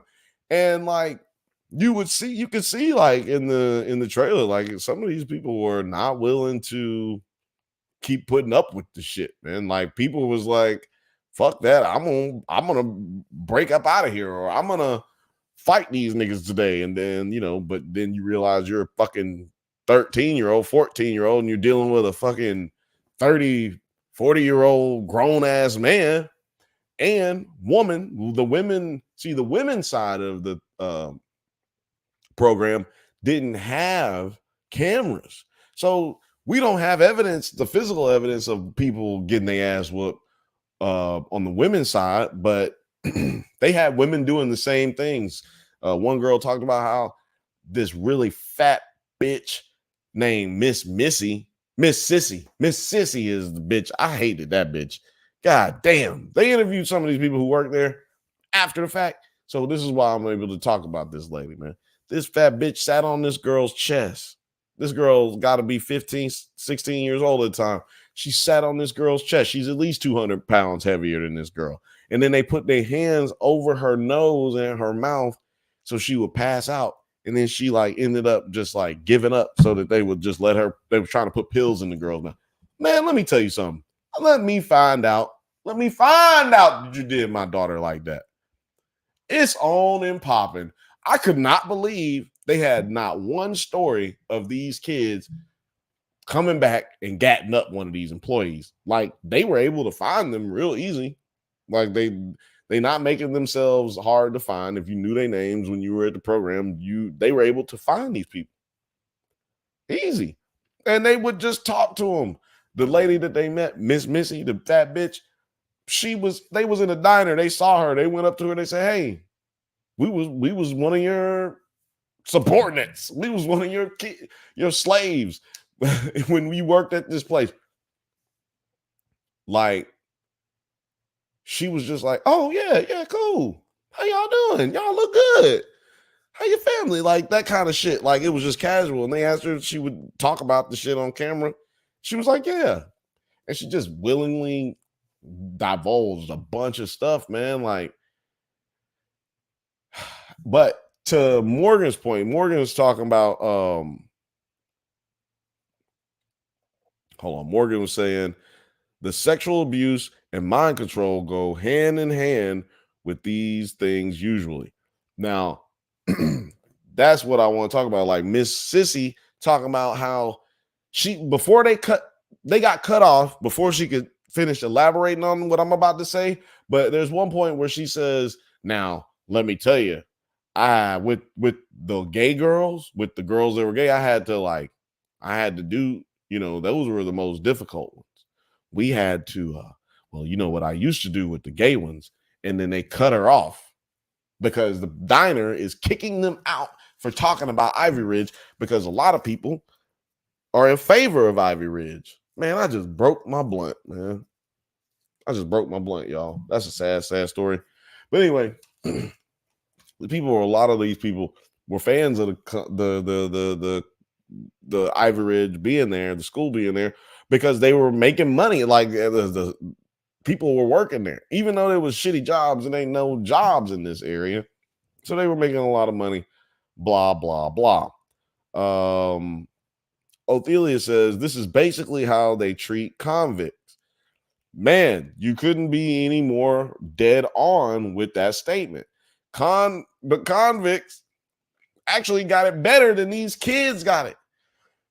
Because when they go to sleep, they got to sleep back on their back with their palms out and their arms out like this or like this. So they got to sleep in the bed like this, and they can't have their eyes open because staff will walk by and check you see if your eyes is open or not. That's crazy, dog. Are you for real? Othelia says, how they ain't getting sued? They not getting sued because they got big time lobbyists. And also they work like McDonald's work. So they hit you with a franchise situation. They hit you with a franchise situation where they basically say there's a big company. The company's name is WASP, WWASP. Can't remember what all those things stand for, but it's an acronym. It's called WASP. These motherfuckers own a bunch of different types of companies that they franchise out so that they can use the same program. And that goes to what Morgan was talking about, how they got these things all over the country, man. They got them all over the world, actually. They got them in Mexico, Germany, Switzerland, all that stuff. All those places, excuse me. Now, 9 points out here, the DA just opened an investigation into Ivy Ridge Academy. Yes, that is true. That just happened like a day ago, 2 days ago, or something like that. I was just watching a news report where they say if there's any more cases or anything else that you want, that you have information on, come to him and he will prosecute whoever he can, because it's a vast conspiracy. It's not an overlook. It's not something that you just missed. You know what I'm saying? You don't just miss this kind of stuff. Somebody is making this happen. Somebody is a part of letting this happen. People, hold on. People these days, man, there's a lot of money out there. Let me put it like this. There's a lot of fucking money out there. And it's not too many people. Honestly, there's not too many people who won't take a fuck ton of money knowing that kids is getting abused over here. They'll look the other way. You give me a bunch of money to look the other way. Okay, I don't know what's going on over here. I got plausible deniability. That's what's happening with the employees, the lower level people. But when it comes to the people who really control it, these motherfuckers know what's going on, and they try to keep it going and act like they don't know what's going on. It's they know what's going on. Let me go into this news report from Spectrum News 1. That we had something like that, right here in the North Country. Gary Pasqua is St. Lawrence County's district attorney. I think Ivy Ridge probably sold itself as something very different than what it was. From the moment Netflix dropped a documentary on the former academy. Hold on, did he say they presented themselves to be something more than what? Yes. That's why you should be looking into it, nigga. Goddamn, fucking gumshoe. Academy at Ivy Ridge near Ogdensburg. He says his phone has been ringing from students of that academy ever since. I think the level of the physicality that these kids clearly went through from the videos that were shown in the documentary was above and beyond, I think, that anyone understood. The documentary, titled The Program, Cons, Cults, and Kidnapping, was put together by a former student of the academy, a place with 460 students at its peak, taking in $3,500 a month from each of their families. Certainly it sold itself as a high school and a learning institution where these kids were getting an education. But the documentary was yo, including those that came to What's up, live from Michigan? Live from Michigan, it's your boy 9 from 9 Nerd Yards. Oh, look at that. I can do this one today.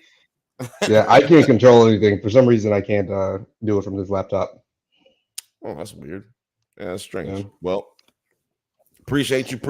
You know, he's been out here throwing up them gang signs, you know what I'm saying? Giving me these links, you know what I'm saying? Shout out to 9. Right now we got 70 people watching. You know what I'm saying? Let's keep it going. Appreciate all y'all. Let's keep it pushing though. You know what I'm saying? Send it to your friends. Send it to some people, man. Send it to your grandmama. I send it to my grandmama. If my grandmama was alive, I'd send it. Like, my dear, there's some niggas on TV talking about comic books, movies, and shit. They talk about Hey, I'm telling my grandmama everything I'm doing if she was alive with us today. She was very sweet, angry woman, but but a sweetheart at the same time. No doubt. Morgan says, "What up, 9?" He said, "Hey, 9." Morgan says, "Christian private schools make the same lies that." Excuse me. I was looking at 9's background. Christian private schools make the same lies that guy said in the clip. Laugh out loud. Yeah, that's exactly what they do. Let me go back to sharing this. I think I got it in 2005 when the Attorney General found the academy was never accredited and in essence offered diplomas that meant nothing. Instead, it presents a much darker existence, claims from students that staff were abusive, mentally, physically, and sexually. God damn. Like, mentally, physically, and sexually. What else is there? The trifecta. The trifecta. I mean, what else is there? Mm-hmm. Like, right. Goddamn. Spiritually, I guess. Oh, yeah, spiritually. I guess they never, you know what? That's a good point. Be possessed. This is a bunch of Christians. Like, this is a Christian organization, basically, but they never talked about Christianity. They never studied the Bible. They never did nothing like that. It's the crazy hardcore parts of the Bible that they're teaching. Yeah, the part in the Old Testament where they say, if you can beat a slave nearly to death, but if he doesn't die in 3 days, then you did a good job. You didn't. Then it's not a sin. But if you kill him and if you kill him and he dies after 3 days, it's not a sin. If you kill him and he dies before the 3 days, that's a sin. Right. That's a sin. So those niggas like waiting for the sun to go down. Like, oh goddamn, yeah, this nigga die, I'm going to hell. Mm-hmm. If this nigga die, my wife making me go to church. We gotta keep this nigga alive. That's the type of shit that they reading in their Bible. You know what I'm saying? Yeah. We'll see. Othelia says, "Ain't no hate quite like Christian love." Woo! Shit. Put that on a t-shirt, goddamn. Engrave that into a watch. Give that away, baby. Give that away. Everybody needs that right there. Everybody need to hear that. Ain't no hate quite like Christian love, man. You ain't never told a lie. You ain't said nothing slick to a can of oil. I'm about to drink to that. Shout out to y'all who are watching right now. Take a shot if you want. Drinking is encouraged, but not necessary. No peer pressure. Now, I don't know how long you've been watching.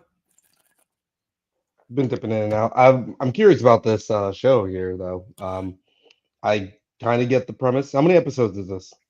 3 episodes, but welcome to the stage. Oh, Speaking of 3 episodes, is 3 niggas.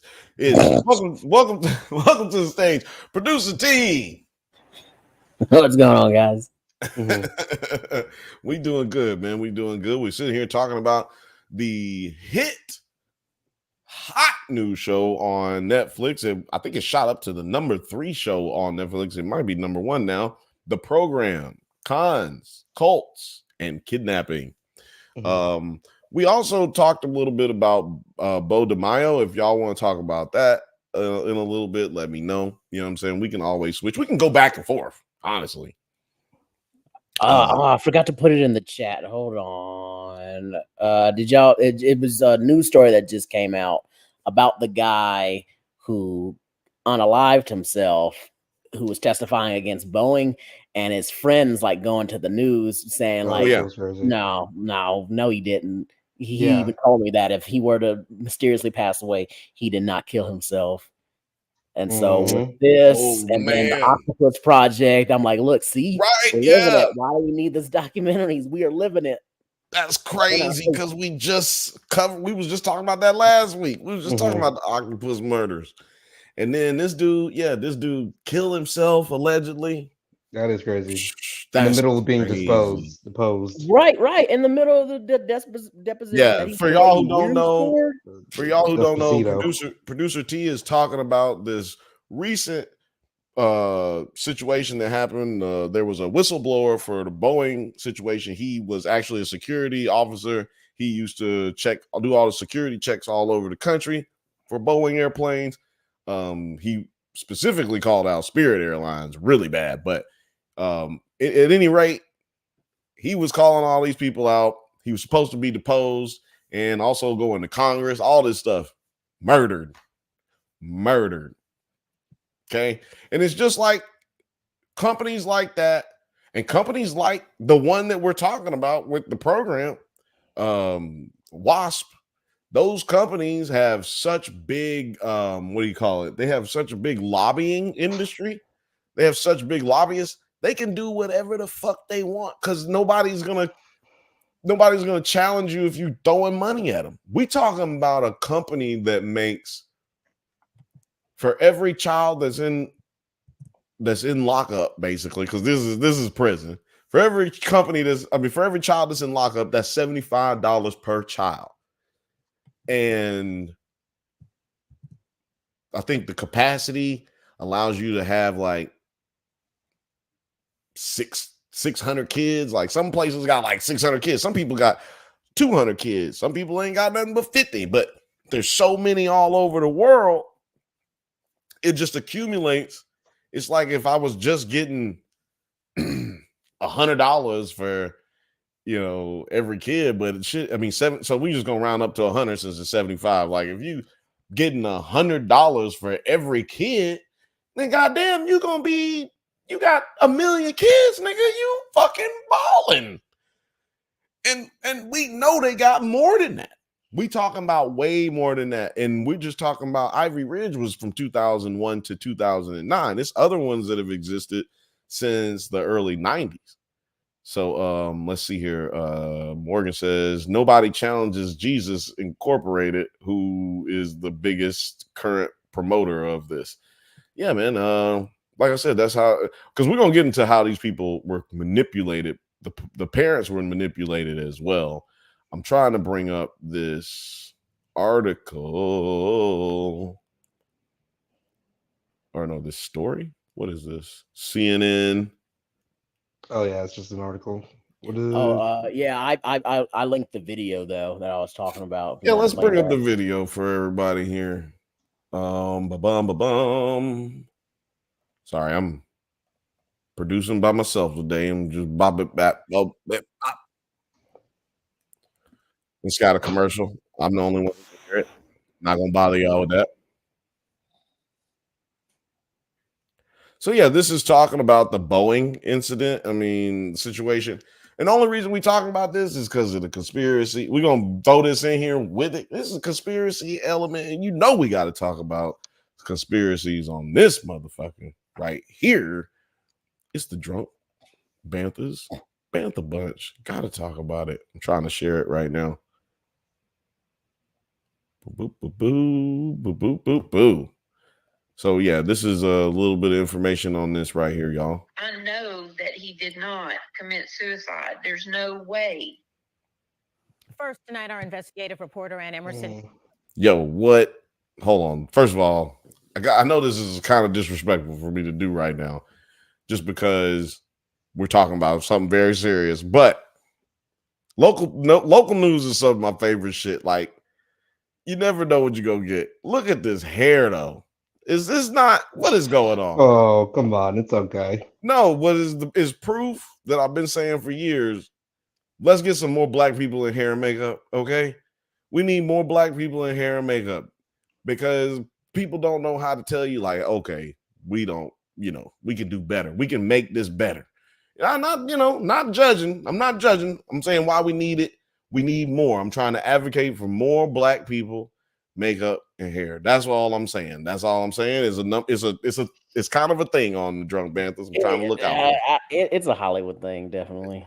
It's a Hollywood thing, but okay. But we're gonna keep pushing. Whistleblower John Barnett, a close family friend of Barnett, says he predicted he might wind up dead. That a story could surface that he killed himself, but he told her, "Don't believe it." And Tessa, Barnett's family. Damn, that's the same thing, nigga, from the Octopus murders. His brother told him, right? That's crazy. The parallel. And Jennifer said they had talked about this exact scenario playing out, but his words seemed like a premonition. He told her, "Don't ever believe it." I knew John because his mom and my mom are best friends.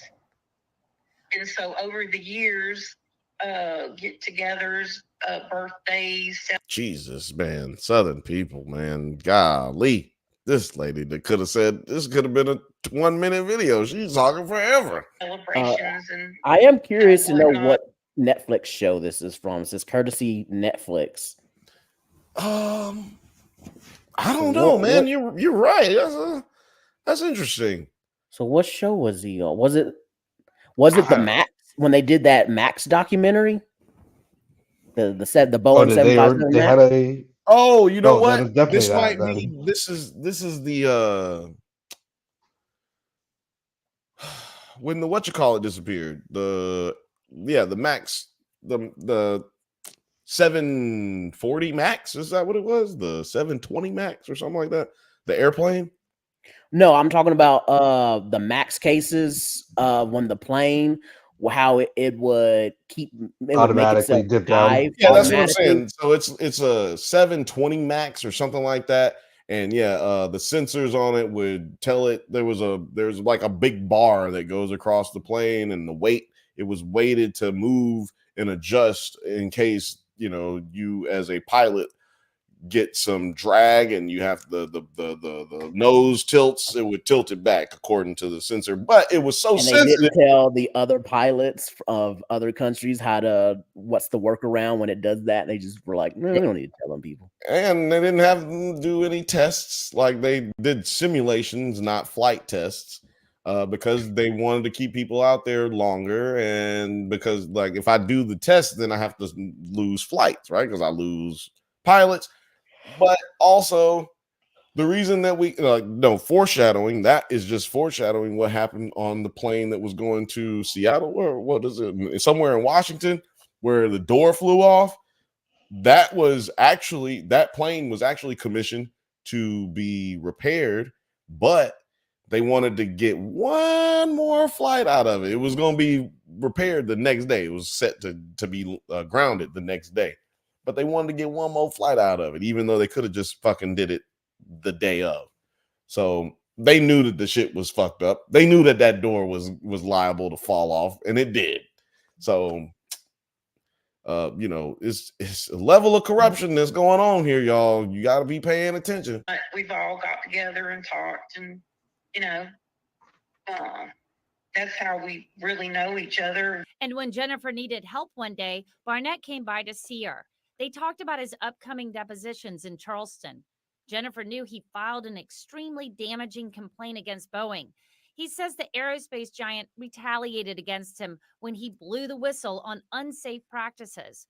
For more than 30 years, Barnett was a quality manager. By the way, if you're a whistleblower in a situation like this, your company actually can't fire you.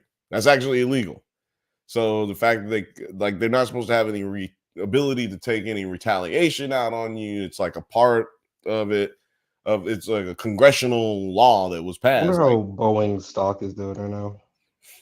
It's probably doing wonderful because ain't nobody fucking stopping taking no plane rides. Like ain't nobody not flying because it take. Ooh, it's pretty bad actually.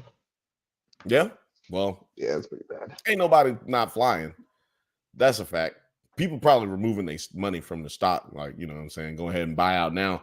Because even if it wasn't really going to do like bad for them, once you start see as a stock owner, you start seeing just a little trickle down. You're like, oh no, let me get my motherfucking money up out of here. This is a stock that has never gone down for me in the time that I've owned it. And now it's going down. Let me get that shit up out of there. So you know, you can kind of see that sometimes. I mean, you know, that's a trend in all stocks. As soon as I see it go down, I'm gonna get up out of there. And the problem with them is they may never be able to recover without some good PR, because it's people like us keeping the onus on this. You know, keeping people looking at this shit. You know, it's people like the program keeping the eyeballs on this type of corruption, because we don't these days, we literally don't get nothing done unless it's people like us actually doing investigations. Like investigative reporting is done, man. This stuff comes from TikToks and videos. Like you saw the video of the wheel falling up out of the sky as the plane was taking off. The Boeing airplane, the wheel fell out. Yeah, the wheel just boop.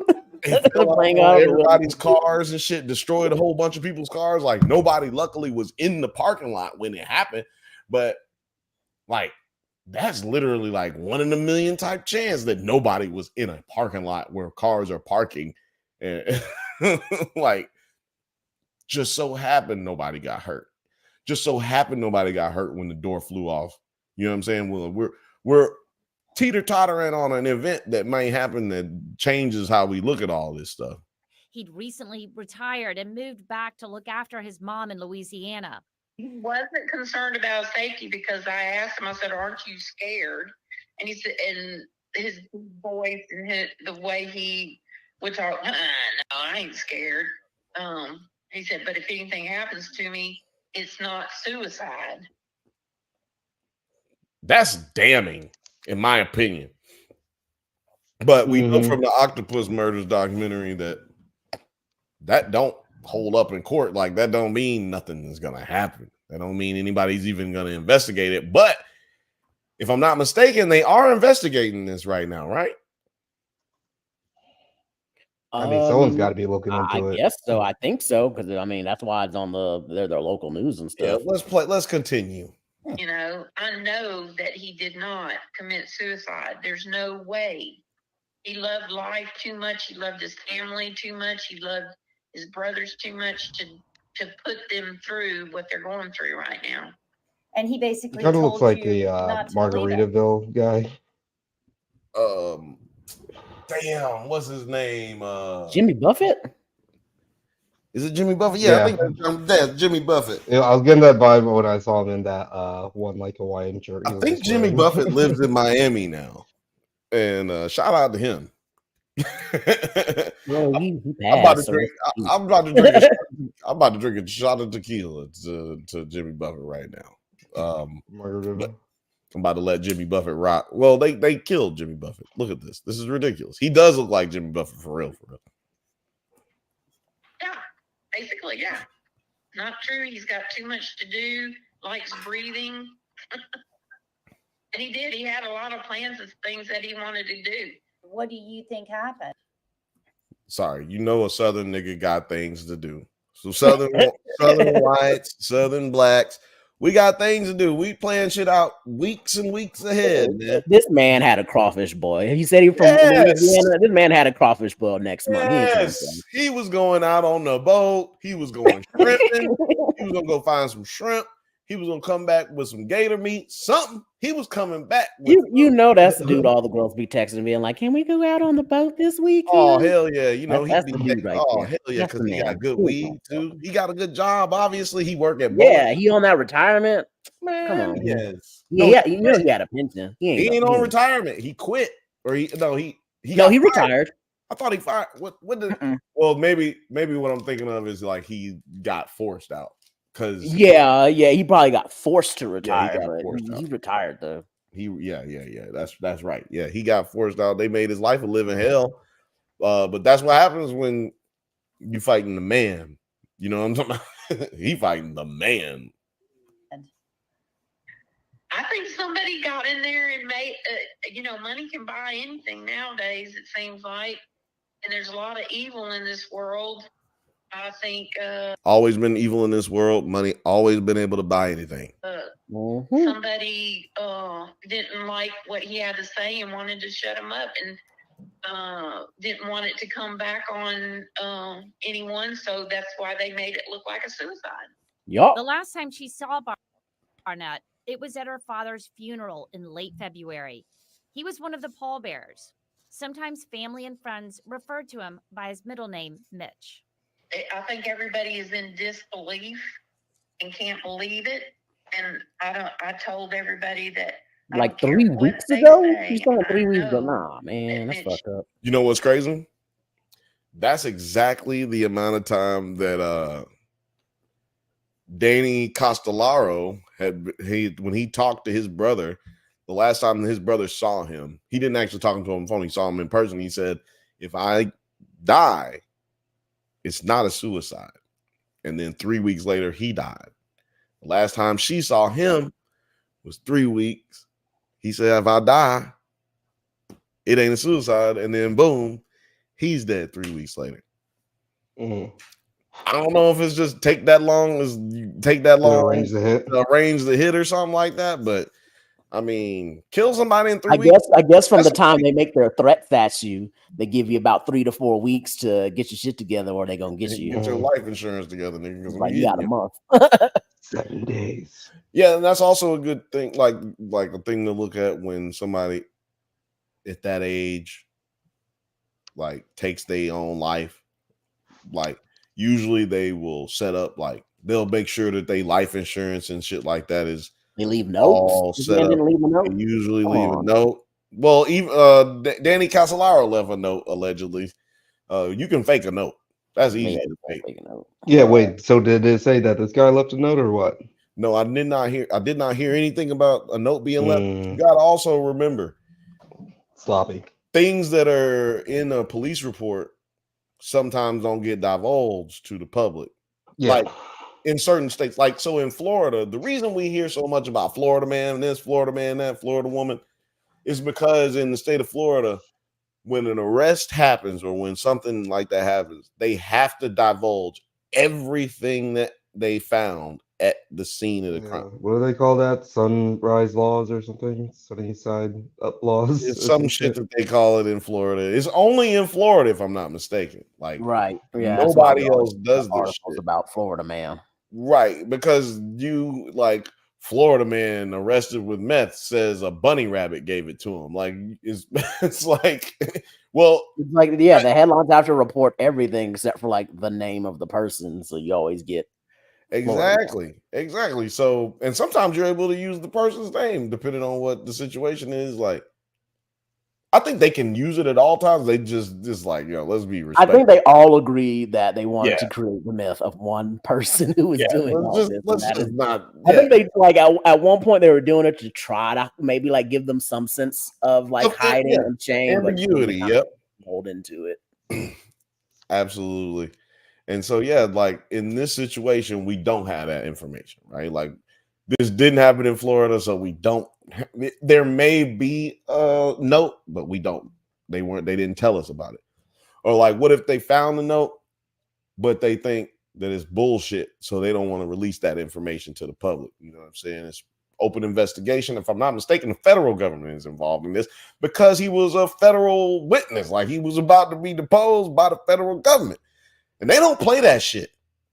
Like the one thing that the Department of Justice, the DOJ, they don't play around about losing. That's the one thing they don't fucking like to do. They do not fucking like losing. That's why some of the biggest, like you see all these corrupt entities that have shit that happened, like in the octopus murders. You got all this corruption going on. These motherfuckers committing murders and doing crazy drug deals and all this shit.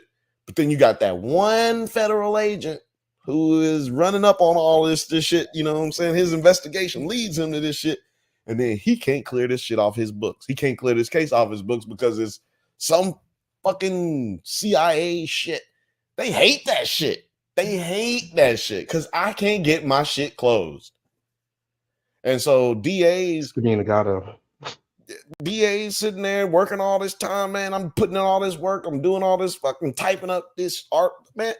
Then goddamn nigga gets off, or this nigga gets assassinated, or somebody throws him off of a fucking building. Like that's so fucking annoying. So I think they're gonna get to the bottom of this for real. I don't think this is this ain't 91. This ain't 84. You can't just kill a nigga and nobody know what happened. You know what I mean? Like, so if nothing comes of this Boeing situation, I think we're gonna get a what you call it? If nothing happens with this Boeing information, man, I think we'll have a whole nother documentary with 3 hours on Netflix talking about this dude. Or just add him to the octopus murders, right? Because we find out in that documentary that all this shit is kind of connected. Like, you may think that this mysterious situation over here is not related to this other mysterious situation that happened 7 years ago, but it ends up them shits is related. It's crazy. We got a lot of comments. I ain't been getting to these motherfuckers. Let me go up. Okay, here we go.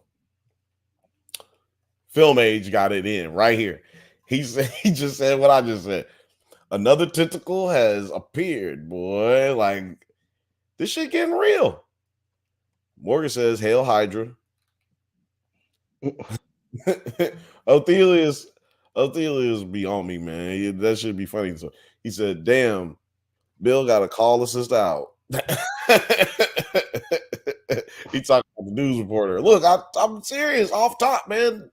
We got to get more people in. It's not her fault. It's not her fault. It's not her fault. She on television that people get paid to make her look good. That's bullshit. Let's see here. We got more comments.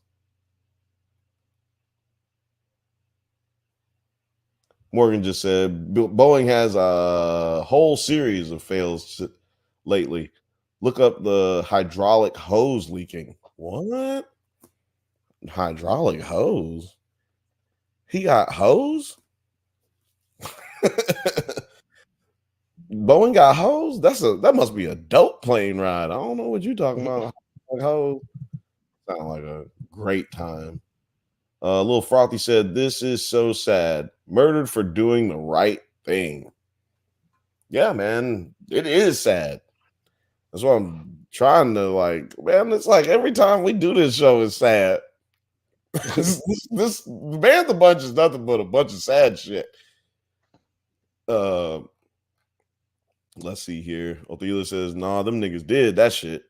Yeah, I think you might be right. Let's see here. Yep, I'm right. Film A says, "Oh shit, Bill, you right. It's another tentacle, baby. It's another tentacle. Hose In every area code. Film age, you know, you got hoes leaking in every area code. And then Morgan says, damn, we aging ourselves tonight. Area code? Area code? Yes, nigga. That's a timeless song, you know what I'm saying? Get your hoes up. Quit letting your hoes leak all over the place. Let's go back to our man right here. Oh, we don't need to go back to him, man. That's a sad story. Dude is, man, I heard about that and I was like, dude did not deserve that, man. But you know, that's a thing here in America, committing assassinations. The dude who came up, what was his name? I can't remember his name right now. Damn. But the dude who put the Freeway Ricky Ross story out, he worked for the Sacramento Bee. Why can't I remember this nigga's name? I can remember his job. I can remember everything he did. Can't remember his name. But he was assassinated. He was writing a whole book on the stuff that he was finding. He got Freeway Ricky Ross released from prison because of the stuff that he found. Like, this stuff happens, man, and there's another tentacle across the theory of octopus murders, man. Somebody out there making it happen. Let's see here. Frothy says you guys should add posthumous horror. That's so dark, Frothy. Yeah, I'm like posthumous honors. Like I don't want to. You know, hopefully that category is very sparse. Yeah, I hope it's one. I hope it's one that we just give that award away. Yeah, posthumous honors at the drunkies. I was like, what the fuck word are you trying to say? Like posthumous? Posthumous. Look, we don't. Why are you using that word on this show? That's what I want to know. Why are you using that word on this show? Yeah, 9. I mean, Film Age. Look at this. That is dark, Frothy, but it made me laugh. Yes. What is wrong with you? What is wrong with you? Shout out to everybody in the chat. Shout out to everybody. Sarah said, we can't forget this guy. Yes, we won't, but we don't have to have that award. We don't have to have that award. We can just celebrate them every Thursday at 7 p.m. Pacific time. We ain't got to do that. Yeah, man, exactly. Othelia said, Bill, like these damn SAT words. Like, goddamn, man. What the fuck is wrong with y'all? And the shit is so tiny. This computer is so far away. Like, y'all writing in these fucking SAT words. Morgan got goddamn 3-syllable words coming at me early in the podcast. Sarah coming in here with like demonic words and shit. Like,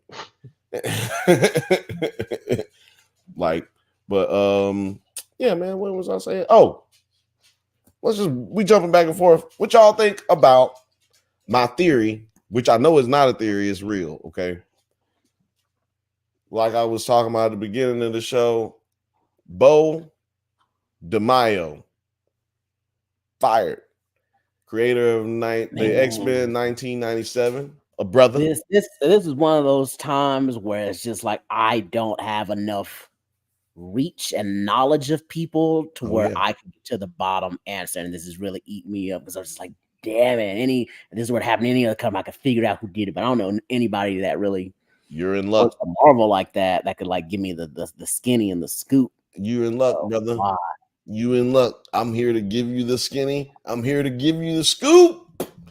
Scoop of ice cream in this bitch, okay? Chocolate ice cream. Chocolate hot ice cream because wow, bro. He already did. They say he did 2 seasons. He already had the second season done. Yes, he already had the second season done. He gets fired. He also already worked on a whole bunch of Marvel projects. He wrote Moon Knight. You know what I'm saying? So they clearly like this dude, right? But I think he got fired because of his OnlyFans page. It's known out there. Because of the you think it's because of the OnlyFans? Yes, it's out there, man. He had an OnlyFans page, and But the it, thing is, he but had it wasn't it like back in the day. wasn't a non-sexual one though? I don't think That's so. what I don't think he was like showing booty hole and stuff. No. From my source says that he has a lot of provocative things on his social media, like his Instagram. He actually took down all of his social media 2 days before he got fired. Okay. People don't know that. He took down all his social media 2 days before they announced that he was fired. Then they announced that he's fired, so then nobody can go find the stuff that I'm talking about, right? But he apparently had a lot of provocative photos, like sexual photos on his Instagram. Hold on. Othelia says conspiracy, brother, on to something. Look, I'm telling you, I am conspiracy, brother. And I am on to something right here. I'm trying to tell you now. Listen. The nigga who had the OnlyFans page when he was writing for Moon Knight. Right? He had the OnlyFans page when he was doing other stuff. Yeah, he's had it for a while. He's had it, right?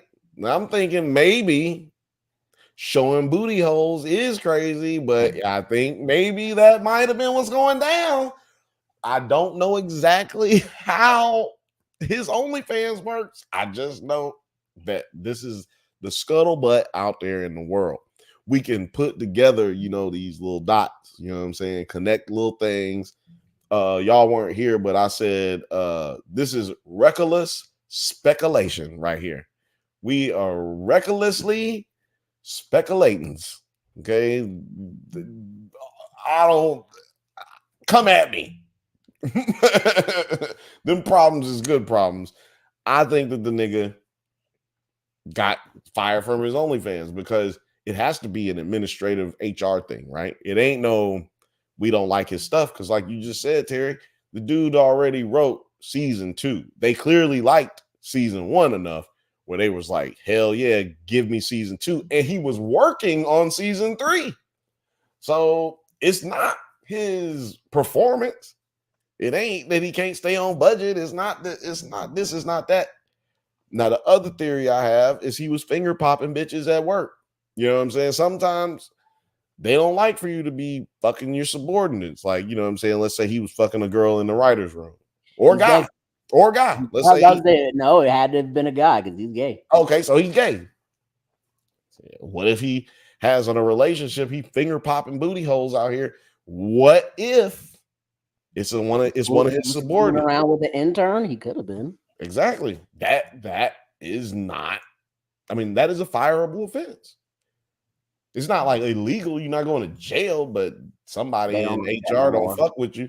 If somebody in HR don't fuck with you, even if you say they're both consenting, they're like, well, that can turn to unconsent very soon, and that's going to make the whole company look bad. Exactly. And then the company getting sued, and Disney ain't about that life.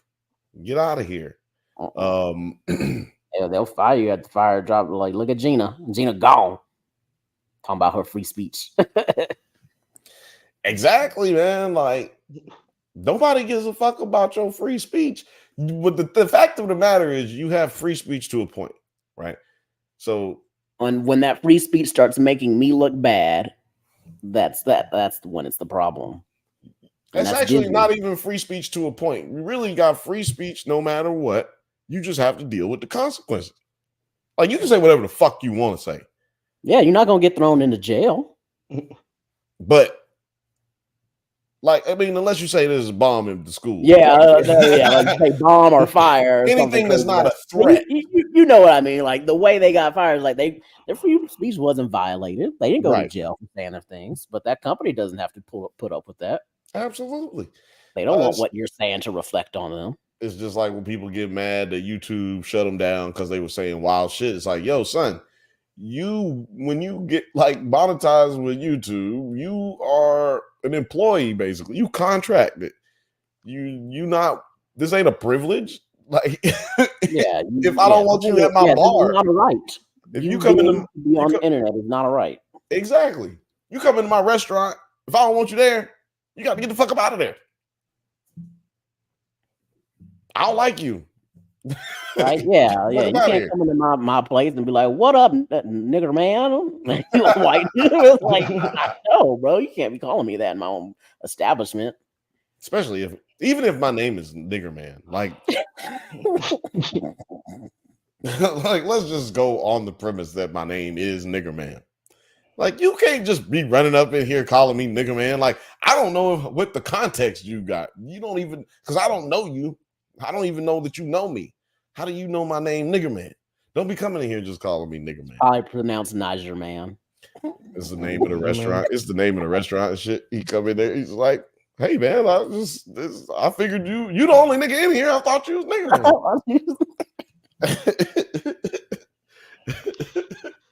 man." But I'm just surprised that like this happened all like a week before the premiere. Right.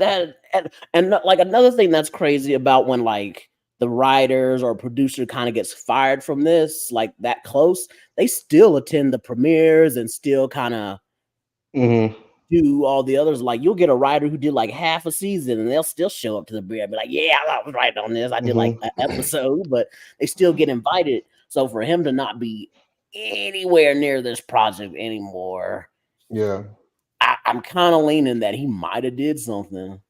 He must have done something because like they wouldn't purposely yuck themselves this close. You can't just secretly fire no gay black man who made the X-Men new season and then not give a reason of why you fired him. That's it's two niggas. It's two niggas fired in less than 6 months from Marvel. Like two big time niggas fired from Marvel in less than 6 months. We got Jonathan Majors and now we got Beau DeMayo. And you know, I'm not saying that Jonathan Majors didn't do something. Like he didn't do something that I felt like was worth firing him. You know what I'm saying? He picked up the thing he messed up in doing is picking up a bitch and putting her into a vehicle. Like he should have just ran first. He ended up having to run anyway. He should have just ran first. Now, I don't know if there's video of Beau doing something crazy, you know what I'm saying? Slapping some nigga, you know what I'm saying? Like slapping his boyfriend, slapping some nigga that was getting too fresh with him at the club or something, whatever. I don't know. Maybe he got a DUI. I guess we would know that because TMZ be on that kind of shit. So TMZ would be on that. This has to be internal. Somebody went to HR and was like, he sexually assaulted me or something like that, right? Right. And even if there was, even if it's the OnlyFans page, even if it's the OnlyFans page, like, how did you come across that? Right? Like, how do you know that he got an OnlyFans? How did you not know? I'm just saying. He was public about that OnlyFans page, like before his Instagram got scrubbed. Right. He just pretty much like, come see my OnlyFans. So that's why I'm kind of just like, I don't know if it was the OnlyFans thing. That's what I'm saying. But if it, that's what I'm saying. So, but if it was, let's just say it was because of that. That means that they didn't know before that, right? There's no way that they care now and then they didn't care then, right? Because you just having them working on a bunch of projects this whole time, and then all of a sudden, boom, his OnlyFans. So that's what I'm saying. You could be right. There's ways to look at it from both ways. There's all kinds of reasons that it could have happened. And you know, maybe he was messing with what if he was messing with a woman? Don't want nobody to know he was messing with a woman. You know what I'm saying? He got his boyfriend at the crib. He don't want nobody to know he was finger popping his female. But maybe he was finger popping a dude over there. You know Well, it's kind of crazy just because his it says here that his OnlyFans account was deleted, his Instagram account was deleted. So there's something going on with him. No, that's what I was saying. No, he deleted all of that 2 days before it announced that's what I'm trying to tell you. Because the people I know, my sources, follow him. You see what I'm saying? My sources follow him, and he followed them as well on social medias. So that is how I know he deleted his shit 2 days before this all got announced. So yeah, there is nothing to find because he scrubbed everything himself, or maybe his publicist team or whatever. But that's why it's such a mystery. Because why would you scrub all that if it wasn't related to that? right? Like if it's not related to that, why get rid of that? That's why I feel like there's some connection. Maybe he was sleeping with a subordinate, like with an employee on his on his OnlyFans, right? Like maybe he was popping cheeks on the OnlyFans with somebody that works at Disney as well. Or maybe he was popping cheeks with Bob Iger. I think he was popping cheeks with Bob Iger. I'm recklessly speculating. I'm wanting y'all to recklessly speculate as well. He Put broke it in Bob's the heart. comments. Is that what you're trying to say? He broke Bob's heart, and Bob said, "You gotta get the Yes. fuck on out of here." Yes, I saw you talking to Davion. He said, "Hey man, what if he was slapping cheeks with Bob?" And then Bob was like, "Man, I found out you got a boyfriend. What the fuck? Fuck is that about?" Just saying. Crazier Robert, it's shit has not like happened. that. Calm down, Robert. It's not like that. He's like, "Come on, You know Bobby." he called him Robert. He called him Pretty Bobby. Yeah, he probably called him Robert, all distinguished. Make it dirty, make it sound nasty. Robert. Robert. What the fuck happened to you? How Robert? wild is it gonna be if that actually is what comes out? we'd have to go back and like just send this prediction to TMZ and everybody and be like, we were the first ones to call it. Yeah, for real. Othila said that's the real reason why the writer's strike happened. That's right. Finger popping. That's what buttholes.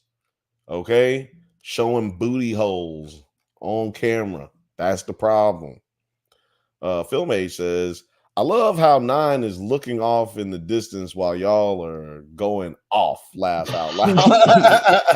Sorry. I'm out of my element. I'm out of my element today. He has no control. He is just a participant and a viewer at this point. So he is like, God, I don't I'm know what late. to do. It's an hour ahead for me here.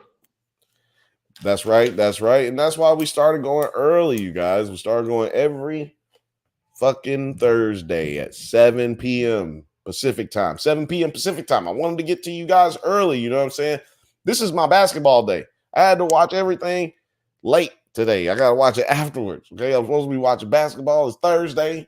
You know, shout out to Charles Barkley. Shout out to Shaq. Shout out to Kenny. Friends of the show. Shout out to Ernie. You know what I'm saying? Friends of the show. Friends of the show. I actually don't know if Shaq watches, but I did meet Shaq one time and he was real cool. I told him to watch. I don't know if he did, but what you gonna do? Can't make a nigga watch. You can't make Shaq do nothing. Okay. There's a trailer for The Crow. Ah man, yeah. That's, y'all gonna go see that? I never saw the first Crow or the second Me neither. What? Well, I can tell you right now, the Does It Hold Up episode will be coming out soon on the week of that episode coming. I mean, that movie coming out. So look out for that. Does It Hold Up? The Crow. I don't know. Hadn't seen it in like 20 years, but I am gonna watch it. Did y'all already go over Dune 2? Yeah. Yeah, we went over Dune 2. Well, we did it all together on the podcast. Damn, what you want to say? That's what this show is for. What you want to say about Dune 2? The only thing I gotta say, if you see Dune 2, you got to go see it in the 4DX. That was the only way to fully experience becoming Muad'Dim and riding that worm. When he learned how to ride the worm and you're with him, I clapped and cheered after it was done, because that 4DX is just a wild ride. You felt like you were riding that worm with him. I 100% agree.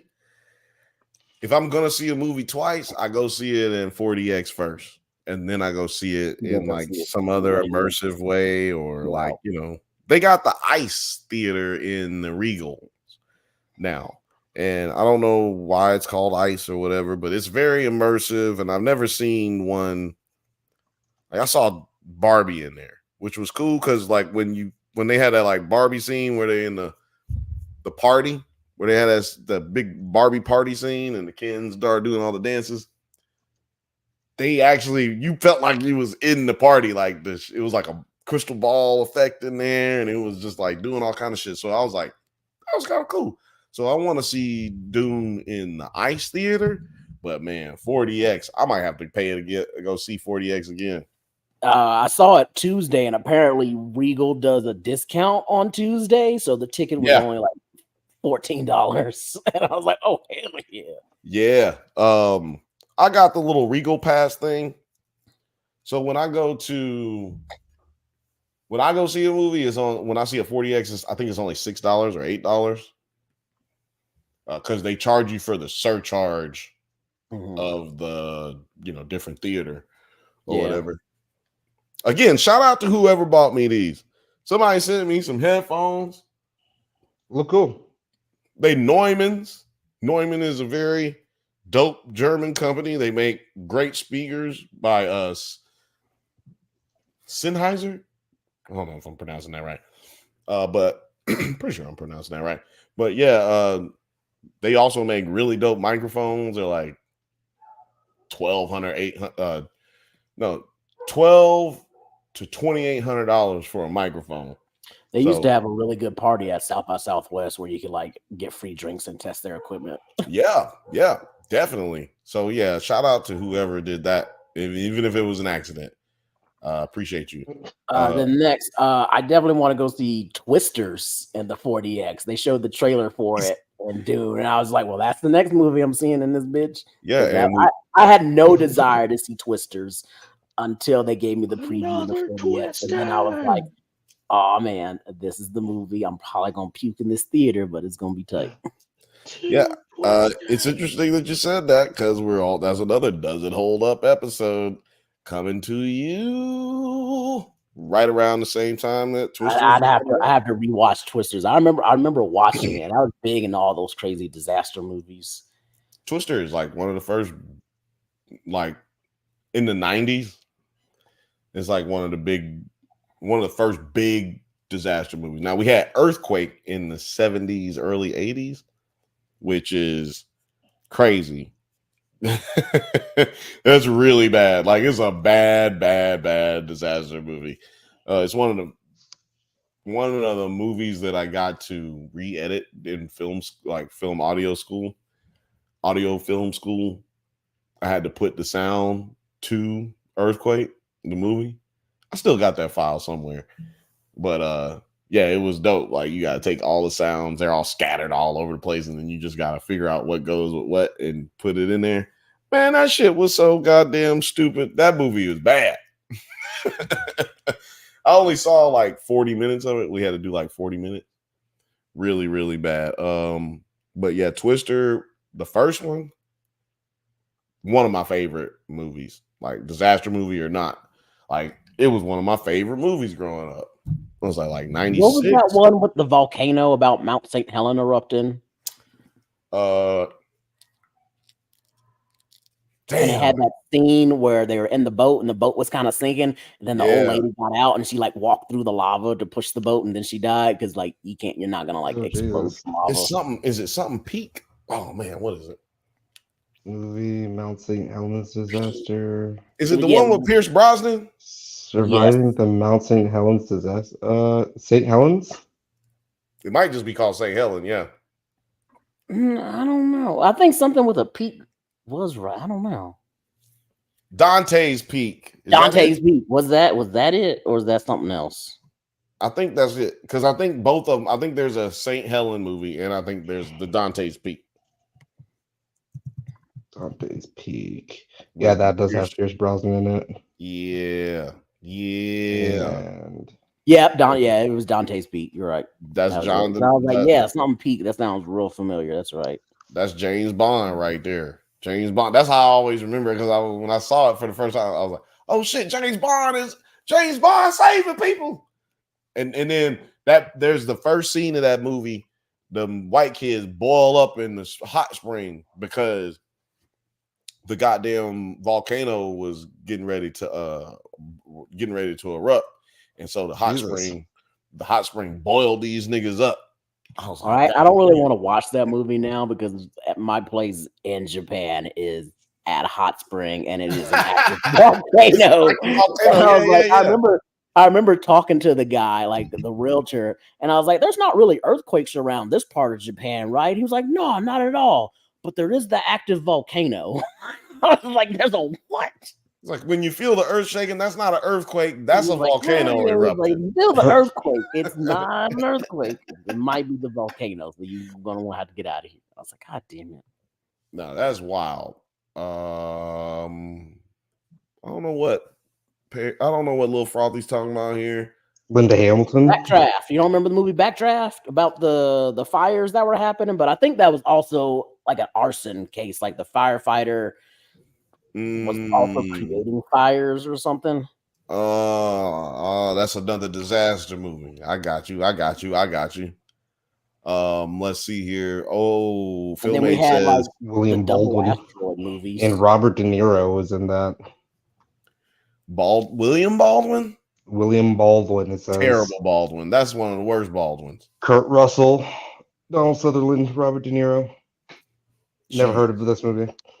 Me either. But it's a California-based fire film. That's why a little Well, yeah, that movie made me afraid of fires. You should definitely be afraid of fires. It's a good, healthy fear that you got there. Phil Mate says, I feel like it installed a good, healthy fear of like how fires spread and why you should sleep with the door closed in case there is a fire and all that other stuff. It's a survival instinct, not to fuck with that shit. Phil Mate said, "Oh my god, the Crow remake trailer gives off serious Twilight vibes." I haven't seen it. Y'all watched it? You know what? You know what? I haven't. Fuck it. We got to pull that up because that was a good enough dig that make me look it up. Yeah, now I'm gonna have like Twilight in my head so I can see what he's talking, because everybody else seems to be loving the trailer and talking about it's not as bad as I thought it was. It seemed like it was redeeming.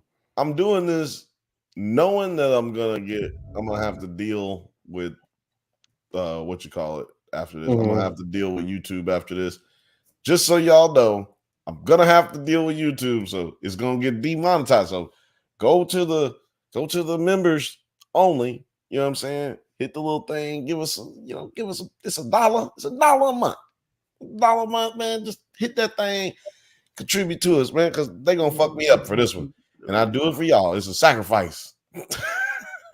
Oh, wait, where y'all go? Boom. There we go. What's the first thing you liked about me? I just want to do this the right way. I want to do this the right way. Skin of a Killer Bella.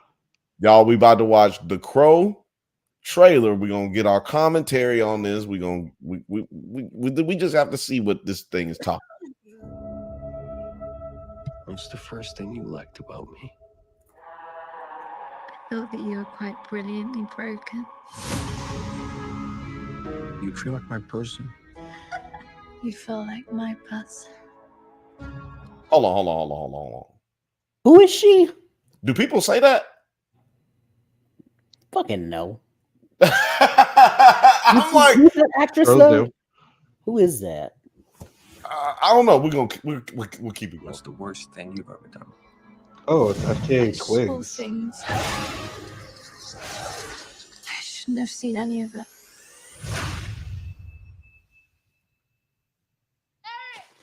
Julie! Please don't do that! Hold on. So we doing a whole remake? Oh man.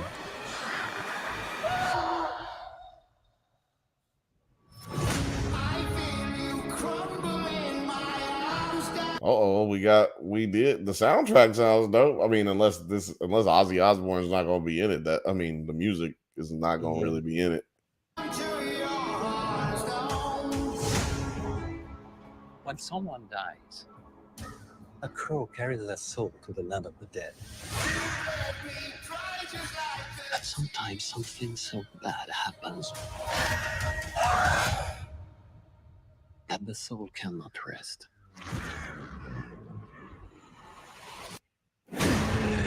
Until you put the wrong things right.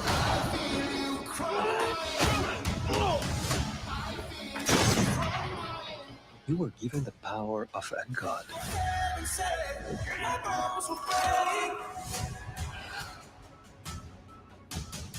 But you're running out of time to save her.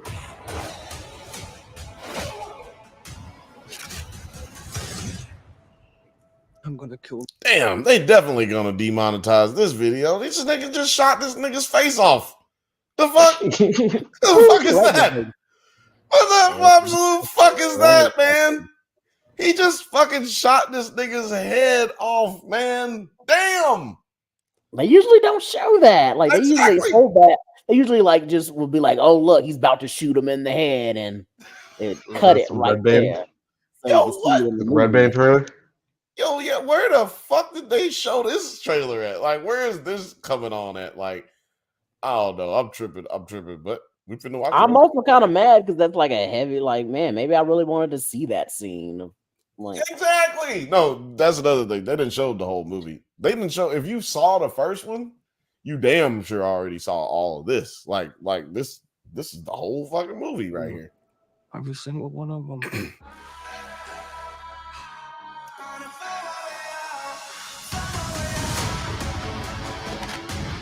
And killed you. Yeah, you did. We have a problem. He came for us.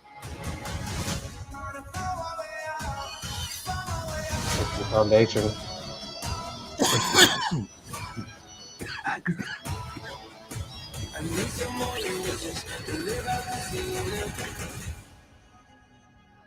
It's not anger.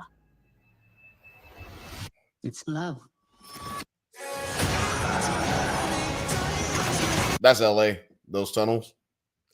Anytime you see a tunnel like this in cinema, it's 99% of the time it's the tunnel here in Los Angeles on 2nd Street. 1st Street? 2nd Street. Look at what you've become. oh, I walked in that tunnel before. You know that love promises only pain.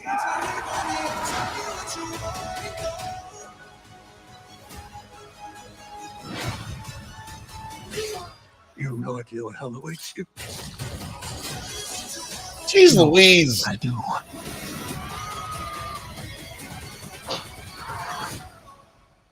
How many people have you loved? I'm not getting Twilight from this. Well, I'm not getting Twilight. I see her. It's FKA Twigs. Okay. I'm not getting Twilight vibes, but I'll tell you what I am getting. The Batman. No, bullshit vibes. This shit is gonna suck. First of all, I got a superpower. I can tell when a movie is gonna suck just by looking at the trailer. Just because of the information that I've gotten over the years about how trailers are made. This trailer's gonna. I mean, this movie's gonna suck. That's it. How do you feel about that trailer? Y'all never seen the movie before. How did y'all feel about that trailer? I felt like they're trying to like copy the Batman vibe, of course, and like Joker vibes, and it doesn't look too good. And also, you're showing me way too much. Like you pretty much show me the big battle climax right there with all those dudes. I'm pretty sure that's going to be towards the end, like, and then you show how his powers already work instead of like letting me be in the movie to watch it. It's, I mean, this is my gripe with like a lot of trailers. Like, when I see a movie that I really want to watch, I tend to avoid a lot of the trailers for it. Yeah, Nine, how did you feel about this one?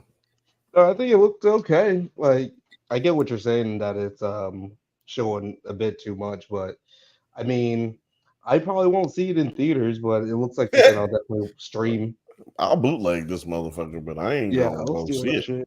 Quick. I'll steal that shit before it come out on the movie theaters.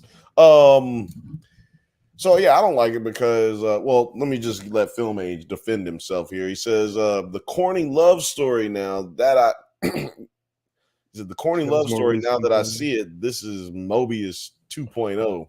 Oh no. Morbius 2.0. I didn't see Morbius, so I wouldn't know. I believe in Bill Skarsgård to do a thing, you know. Well, I'm gonna tell you why I don't like this. No, one of the main things I can tell you from the movie, from the first one to this one, he doesn't like put on makeup. You know, when he dies, he's dead, and he comes back as the Crow, and like he has these powers. Yes, he can't die because he's dead, but the makeup is a part of his like ghostly existence. You know what I mean? It's not fucking eyeliner and goddamn black eye makeup. Like it's right. That's just how he actually looks now. Like, like got Jokerfied and stuff. Like, yeah, right. I'm not I don't like him. It's weird. Yeah, Frothy says it's a no for me. Did you see the first one, Froth? Let me know.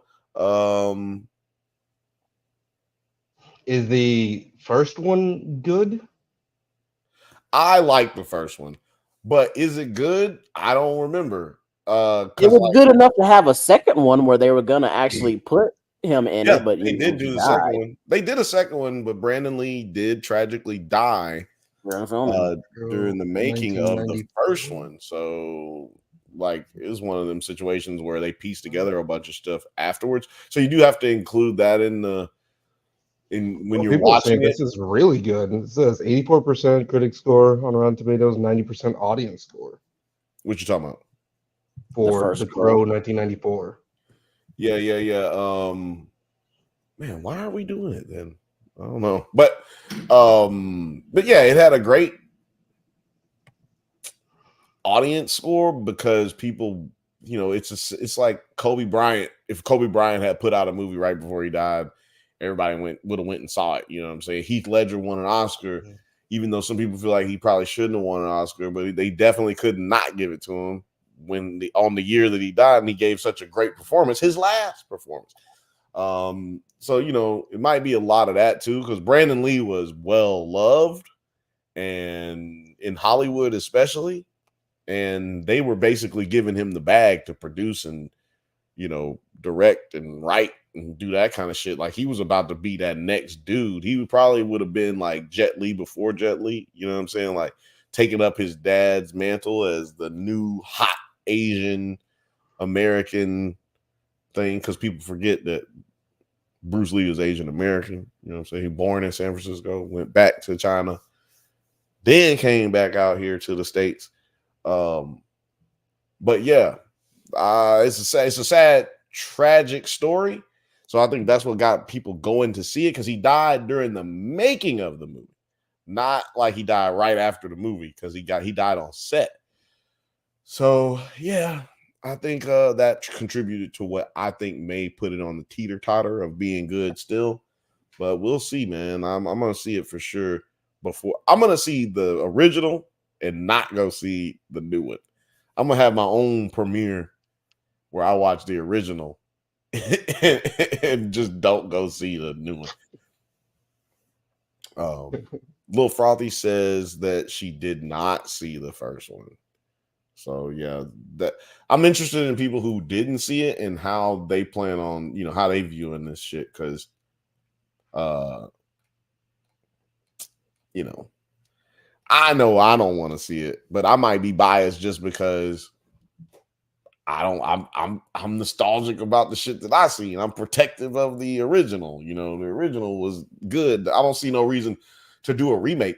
They could have just done a sequel. The dude's dead, so he wouldn't have aged. So there's no reason to not use the sequel. It's like the sequel kind of mindset. Like, I don't know, but Othelia says here, I'm going back in the comments because I missed some stuff.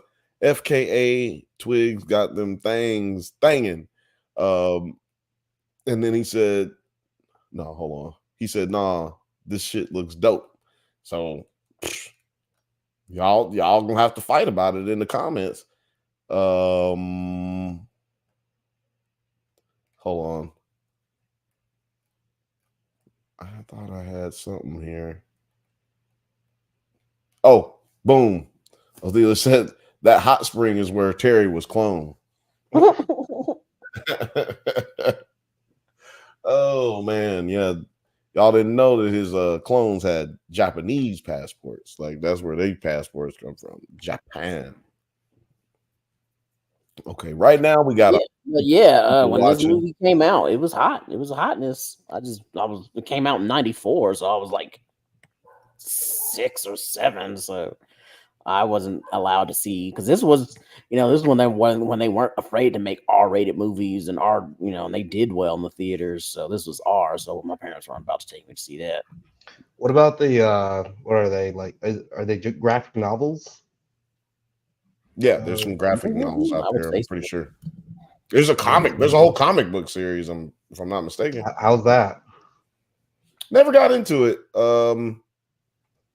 I looked at that like a big comic. I mean, as a big money grab. You know what I'm saying? Like, as a comic book purchaser, as a comic, I don't want to say collector because, but as a person who was an avid purchaser of comic books at the time, it just felt corny. Like these niggas just trying to do a money grab. I don't really want to watch it. My homie bought one, and he never bought another one. You know what I'm saying? Like, and he was a huge Crow fan. Like he would dress like the Crow like every Halloween and shit. That's another thing. With Halloween, with that movie, man, come on. Everybody was doing that shit. I feel like that was like the first time when like being where movies would make you would decide what you're going to be for Halloween. Yeah, I think you're right. Well, no, Ninja Turtles. Yeah, Ninja Turtles. I will say Ninja Turtles definitely had niggas turned out. And that was my first actual Halloween costume. My mom didn't. Yeah, but like would you say Bunny Ninja Turtles Bunny. were more like for kids costumes, but the Crow was like for adults that wanted to do Halloween? Oh, you know what? The Crow's probably the biggest because what happened is, or the biggest before Heath Ledger passed away for the Joker. Because what happened is you see little kids wearing Crow costumes. You'd be like, I know that little nigga didn't see that movie. Like, what the fuck? But his parents liked the movie, and so they dressing niggas up like the Crow. Like, it just was a phenomenon. Like, pull up what Lil Frothy said because that's another point. Which one? Honestly, I mean, I probably agree why a lot of people see it or go see, but no, her next one. Yeah.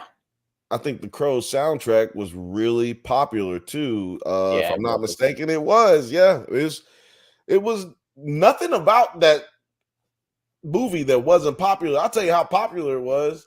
The movie was so popular, Sting, the wrestler, left and came back and started using the exact same makeup and doing the exact same shit that this nigga was doing. The Crow era Sting. That's my favorite Sting. He was so creepy. He just so stings up the rafters every time. Like I went to several wrestling matches when they would come to my area, and my eyes would always be focused, looking up at the ceiling and the rafters, being like, "Is Sting there? Where he at? I know he gonna show up. He gonna drop down from the rafters, huh?"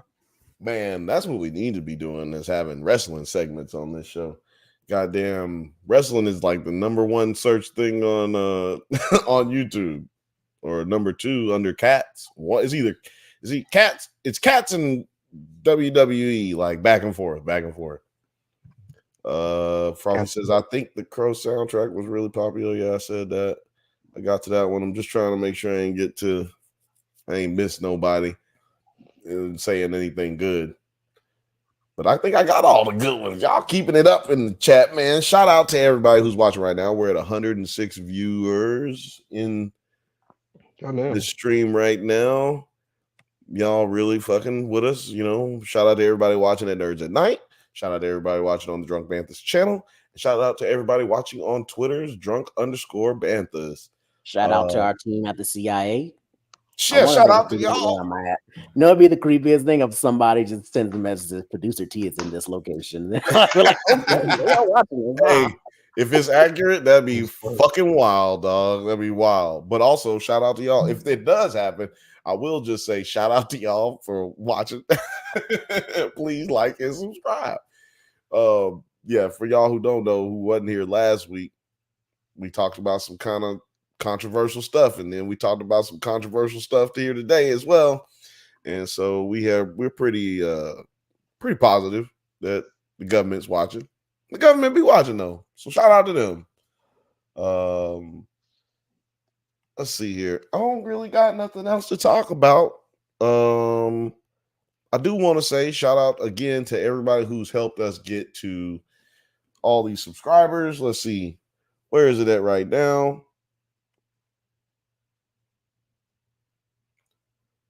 It's at 6,000.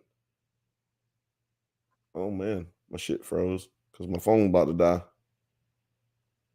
6,802.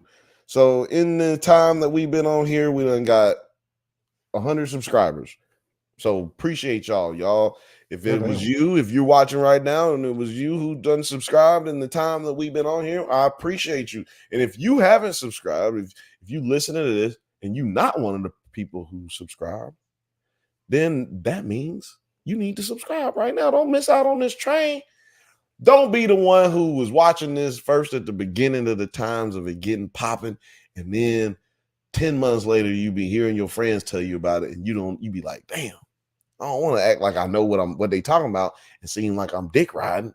Like I've been on them niggas, but you didn't subscribe, nigga. You didn't subscribe. So go ahead, like, subscribe. Frothy says, oh my God, imagine your headphones are mic'd.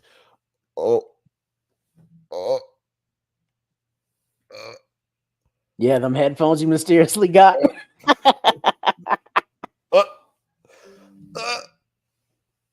Damn.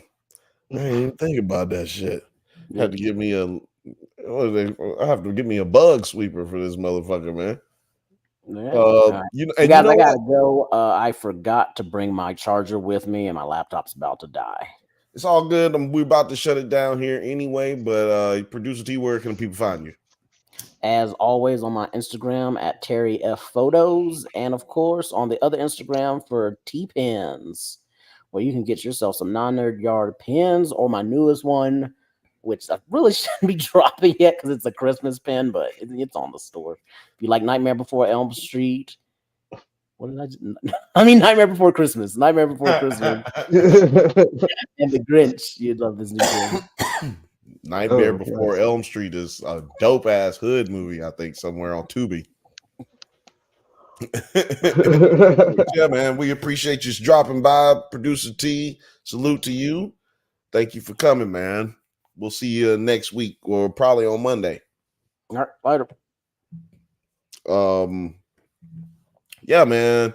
Just giving y'all love, man. We really appreciate it, man. Y'all keep fucking with us. We're gonna be here every Thursday, 7:00 p.m. Pacific time. And we do the Drunk Banthas podcast every Monday, 8 p.m. Pacific time. See, we go earlier on Thursday so that y'all don't have to be up too late, super late. But some of y'all just decide, hey, fuck it, I'm gonna stay up super late anyway. So, and we appreciate you. That's why we go 3 hours.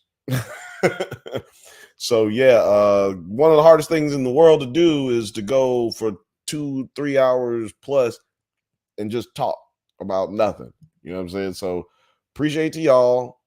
Appreciate Nine, you coming through. Nine, where can the people find you, sir? Yeah, you can find me on 9 Nerd Yards. That's 9 Nerd Yards on YouTube, Instagram, TikTok, while it's still around.